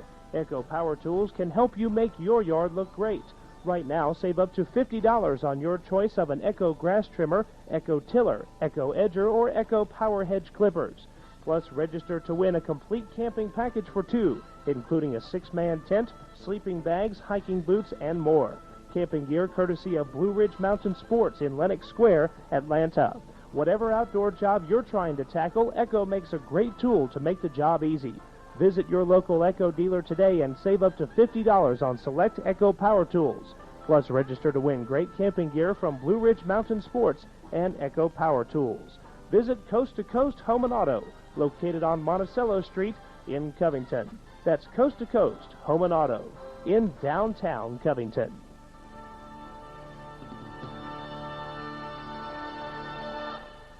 FRM cattle supplement blocks have your nutritional needs licked.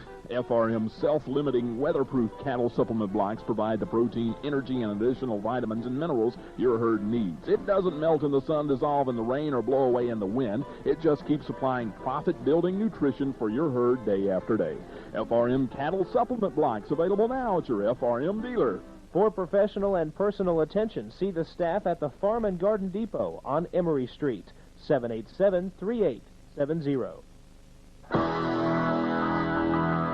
And welcome back to Riverside Park as we head to extra innings. The big critical play in the ballgame in that last inning, perhaps old momentum has switched sides. Here to see if he can bring us home with a winner, Kevin Holden. We will give it our best shot, but Brent Johnson's strikeout of the catcher Taylor Clark goes down as absolutely huge, because Taylor, if he hits a ball for a base hit or a walk, a hit by pitch, if he reaches base at all, the game is over. Johnson has put this one into extra innings. It's up to the Ram offense to help him out. It'll be Hires, Shannon, and Allen. You've got to feel good about those three right now. They've been hot. Tarantino's first offering is taken for a strike. It's 0-1. Now, when Tarantino came in last inning, quarter, and throwing those off-speed pitches, but now, against the top of the order, he may not have as much luck. His 0-1 is high. It's a ball and a strike. But the top of the order, have a feeling that they'll be hitting the ball much harder than that bottom part of the order. Hires a left-handed batter, digging in there, the 1-1. He takes it high. It's 2-1. We've got to thank the folks downstairs at the concession stand. They've just sent us up a couple of more drinks, keeping our voices fresh. And I don't know about you, Bill, but after 14 innings or 15 innings, I was beginning to lose mine. That's true. Mine's starting to go, too, after the Saturday morning Super Trivia Spectacular. The 2-1 pitch popped up to center field, and under it is Crawford, and he will make the play. And that's the first out. So Shannon and Allen now, the next two hitters, with a chance to do some damage here for Newton County. You would have liked to have seen Matthew Hires get on base there with his speed and the ability to steal bases and move around, but he just didn't quite make real good contact there, just kind of popped it up to short center field. Shannon, the hitter, he is 1 for 3 with a walk and 2 runs scored. The wind in the first pitch to him. Called strike at the knees. It's 0-1. Lance Shannon hit a home run in game number 1. And he would love one here in game number 2. And this pitcher, if he throws one around the plate in Lance's wheelhouse, you never know. The wind. The 0-1 pitch. Line, first base line, fair ball into the corner. Grounding first is Shannon. He is going to head for second. No, he's not. And wisely takes the turn and goes back to first base as the right fielder Souders made a great throw in, keeping Shannon at first. That right fielder, Brent Souders, when he moved over to right field from center field, that was a key play in the game, too, because that cost the Rams a run at home plate. Previous right fielder, David McMinn, showing kind of a weak arm, not getting off any good throws, so it's already proven advantageous to move Souders over to right field. And the funny thing about it was that McMinn was in there strictly for defense. There was a DH hitting for him. Now Sam Allen. Sam, this is a clutch situation. That means that you're supposed to come through. The first pitch to him is taken ever so slow ball for a strike. It's 0-1. He throws slow, slower, and slowest, and that was the slowest. That's right. I'm looking out at the Mobile and Oco sign where Sam has tattered it about 3 times today. Let's see if we can coerce him into hitting one out there again. One more would be very, very nice.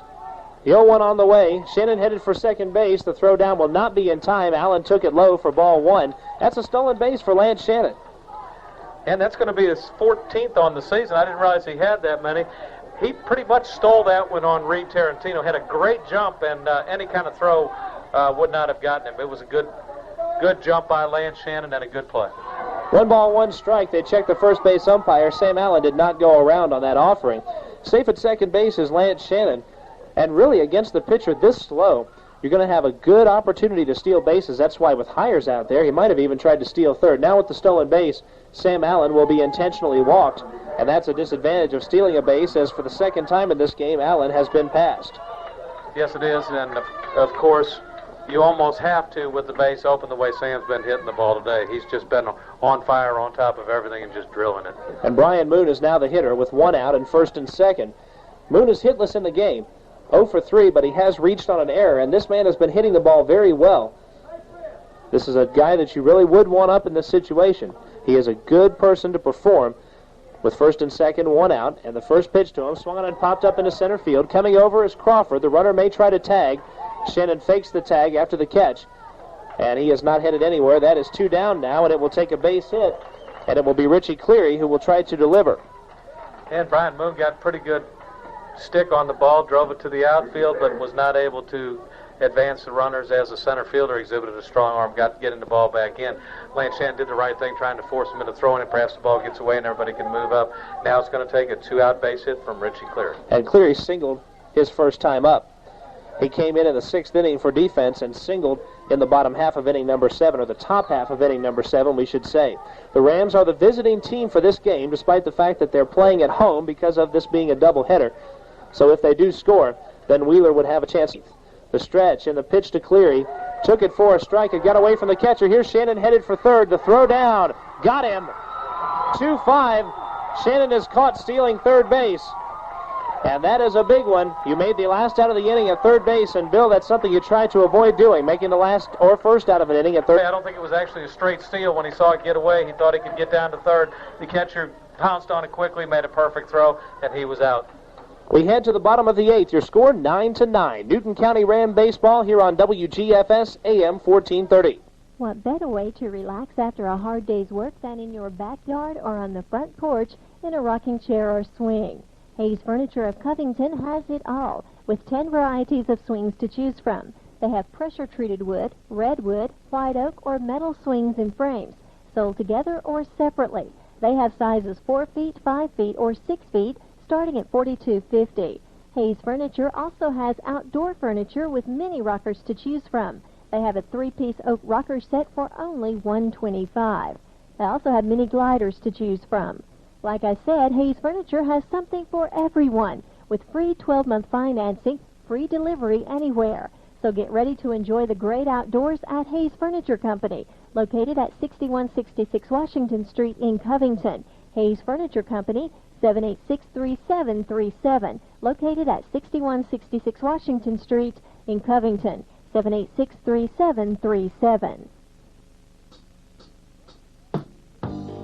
And welcome back to Riverside Park as we're in extra innings. The score tied 9-9, heading to the bottom of the 8th. And once again, time to hold them, Kevin, hold them. Well, let's hope that I can do so, and let's hope that Brent Johnson can do so as well. Brian Seals, Ash Gale, and Frank Smith, the bottom 3 in the order, will face Johnson, and Johnson did a great job against the top part of the order. Scared us quite a bit after retiring the first 3. Crawford singled, Thomas was intentionally walked, and then Reed Tarantino drew the base on balls. But finally, Johnson striking out Taylor Clark with the bases loaded. Brian Seals will lead it off. He's 1 for 3 with a walk, and the first pitch to him is inside, ball 1. That was a harrowing experience, to say the least, in the last inning, but Brent Johnson was up to the task, and they beat the book, putting the winning run into scoring position as he came up with the big strikeout to end the inning. So many times the Rams have been the cardiac kids this year as the 1-0 is high, 2-0. Coming back against Southwest DeKalb after being down 4-0, coming back in the first game of this doubleheader, but now blowing the lead and trying to hold it in the bottom of the 8th, a 2-0, high, 3-0. It's never easy, is it, Kevin? Not in this round of the state playoffs, not in any round of the state playoffs. Quality teams here. The 3-0 pitch high, and that's ball 4. Brian Seals looked back at the umpire with the widest grin he's probably ever had in his life as the umpire called ball 4. So Seals will be at first base with no one out. You want that leadoff man. 55, 60 or more % of the time he'll come around to score. The Rams have got to buck some tremendous odds now. And that's probably got to be in double figures now, the number of batters the Rams pitchers have walked. It is the 12th person that they have walked, and there is a pinch runner at first base. Where's number 1? We'll try to get the name for you in just a moment. He'll be at first base here with nobody out.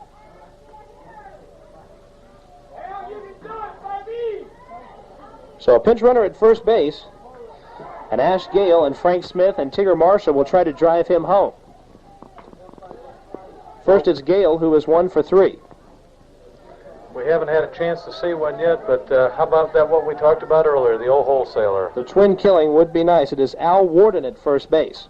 Al Warden is in as the pinch runner. And the first pitch is ball 1. So Warden at first base and a 1-0 count on the hitter. And that's 5 straight wide ones he's thrown. Brent struggling a little bit with his control and no action in the Ram bullpen. Johnson to the stretch position. His pitch is on the way. There's a called strike on the outside corner. It's a ball and a strike here to Gale. Wheeler has a total of 7 hits. They've had 5 of them in their last 2 innings. 4 of them came in the 6th. Runner takes his lead. The 1-1 pitch is on the way. Looking to bunt. Bunted it right back at the mound. Johnson fields it. He'll throw to first in time for the first out, but a runner moves over to second base. It's a sacrifice. Had a play at second base. That was not really a good bunt. He fielded it on 1 hop but never even looked to second. I guess on that play, Brian Moon's got to help him out a little bit, and I didn't hear any call to go down there, but it looked like they might have had a play on him at second. That is distinctly possible, but Johnson going to come after these next 2, Frank Smith and Tigger Marshall, with the runner at second and 1 down. The stretch. The pitch to Smith, taken high, ball 1. That run out at second base is the only thing that matters right now for both teams. It represents the difference between a Wheeler victory and another extra inning. Warden leads away. The stretch and the pitch swung on and popped up foul just to our right and out of play. 1-1. And Brent Johnson really needs to bear down here. Good place to get a strikeout or a pop-up, keeping that runner at second base. You want to try to keep him from moving over to third where anything can cause him to score. Moon gives the sign. The 1-1 pitch is on the way. Here it is. Swung on and popped up and close to us, but just to our right and out of play. It's 1-2.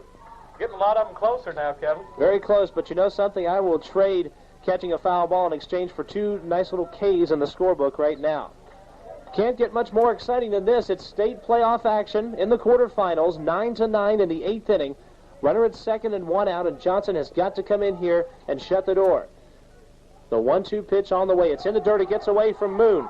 Moving over to third base is Warden. He will stop there. Now the tying run, or the go-ahead run, the winning run, is at third with 1 out, and a sac fly could now score him. A wild pitch. Pretty much have to bring your outfielders in. Now, are you going to go ahead and go with the odds and walk the bases full, or just and set up? The infield comes in. The outfield's still playing kind of deep. The infield comes all the way in. Johnson stretch, and his 2-2 on the way. Here it is. Swung on and grounded over Sam Allen's head. That's your ball game. Scoring is Warden. Wheeler has won the game, coming back 10-9. They trailed it 9-4 2 innings ago. They scored 5 in the 6th and 1 here in the 8th, and they have beaten the Newton County Rams 10-9, forcing a third game in this best-of-3 series. That game will decide who moves to the quarterfinals. We're going to be back to wrap up your doubleheaders worth of action right here on WGFS AM 1430. Campbell Lumber on Emory Street announces new store hours. Campbell Lumber Company is now open from 8 a.m. to 6 p.m. Monday through Friday and 8 a.m. to 2 p.m. on Saturdays. Come by and see us for everything to build anything. Benjamin Moore paints, lawn and garden tools, masonry supplies, lumber, and lots more. Stop by our spring sale going on now through April 30th for specials on treated lumber, shingles, screen porch materials, and lawn and garden tools. That's Campbell Lumber, 786-3412. I was at Pippin's Barbecue the other day having some pork barbecue, and it was great. But then I looked over at the next table, and they were having smoked chicken, so I ordered that too. And then I found out about the Brunswick stew, so I ordered that. And then I figured, what the heck, why not just order the whole Pippin's Barbecue menu? But I didn't, because I just didn't have the room on the table. Our food and our service just can't be beat.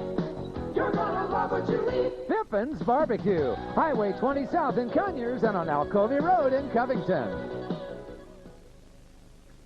When it comes to tires, all you need is a quality product and good service at a fair price. I know. I'm from Statham Tire, and I've been an independent tire dealer for 22 years. I understand customers' needs. That's why I sell Cooper tires, like the Cooper Lifeliner Classic Radial Touring Tire, or the Monogram All-Weather Radial, or the Cobra Radial High Performance Tires.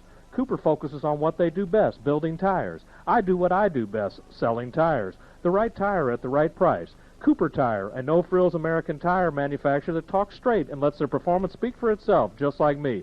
Come to Statham Tire in Covington or Conyers for straight talk on tires.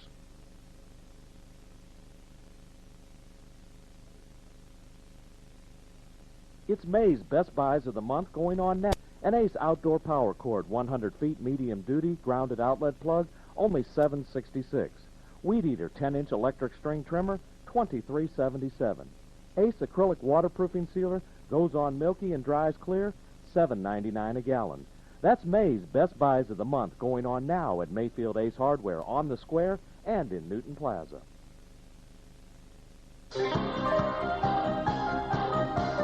And we are back at Riverside Park. If you had told me before the day started we'd get a split and move on to Monday, we might have been happy, but under the circumstances, Kevin Holden, a little disappointing. Yeah, the Rams really had a good showing in both games despite what happened here in the second game. They came back in the first one to win at 9-7. In the nightcap, they scored another 9 runs, but they lose at 10-9 in extra innings. Your line score for the game, 10 runs, 8 hits for Wheeler. They leave 12 men on base. Your winning pitcher is Reed Tarantino. In a wild and crazy battle, he picks up the victory. For the Rams, 9 runs, 10 hits, 2 errors. They left 8 men on base. Your losing pitcher is Brent Johnson. And Bill Dolan, this second game, the Rams showed that they can keep with Wheeler in terms of offense. They scored another 9 runs, but unfortunately they allowed just 1 too many. That's true, and I believe the key to it was the base on balls in that second game. The Rams pitchers just gave too many free passes, and they came around to hurt. In fact, the winning run scored was put on base by a walk, I believe, and moved along. That's absolutely right. Well, the Rams will play Wheeler on Monday in the deciding game of this best-of-3 series, and we'll see who's going to be pitching because neither of the two aces pitched all that much, so we'll see who the starting pitcher will be on Monday afternoon. And, Bill, you'll be here. What do you think the key is for the Rams on Monday? Well, once again, you got to hope they can continue to hit like they did. Normally, if you put 9 runs on the board in this type of game, you're going to win. But I think the key is going to be to not give the bases on balls. They're going to have to make Wheeler hits well enough. They don't need the help with the free passes, so we got to keep them off with the bases on balls and hope the bats stay alive. And you got to get another big game out of Sam Allen, Lance Shannon, and the big guns. Rams were up 6-4 in this one, but they lose it, or rather up 9-4 in this one, but they lose it 10-9. Bill, any final thoughts after this doubleheader? 15 innings of exciting action. Yes, it was, and it was a gorgeous day to play ball. And as I said, when we came back, if we had said we'd be back Monday for the rubber game, we might have been happy. But it's just going to take a good team effort. This team has shown nothing but heart all year. And let's hope they got it in them one more time for Monday afternoon and can come out and win this series and move on to the semis. And, Bill, we'll see you on Monday. Do you think we have enough time to go out to the Hard Luck Cafe? Yeah, let's go get some hot wings. It's early enough. Randy will be there in a few. Get some ready for us. Thank you very much, Randy. And unfortunately, we couldn't give you a win in the nightcap, but hopefully you'll give us the hot wings just the same. And for executive producer Todd Chapman, excellent job today. And also for Bill Dolan, this is Kevin Holden from Riverside Park. The Rams and Wheeler Wildcats split the doubleheader. We'll see you on Monday afternoon in the deciding game. So long, everyone. We join the Braves in progress.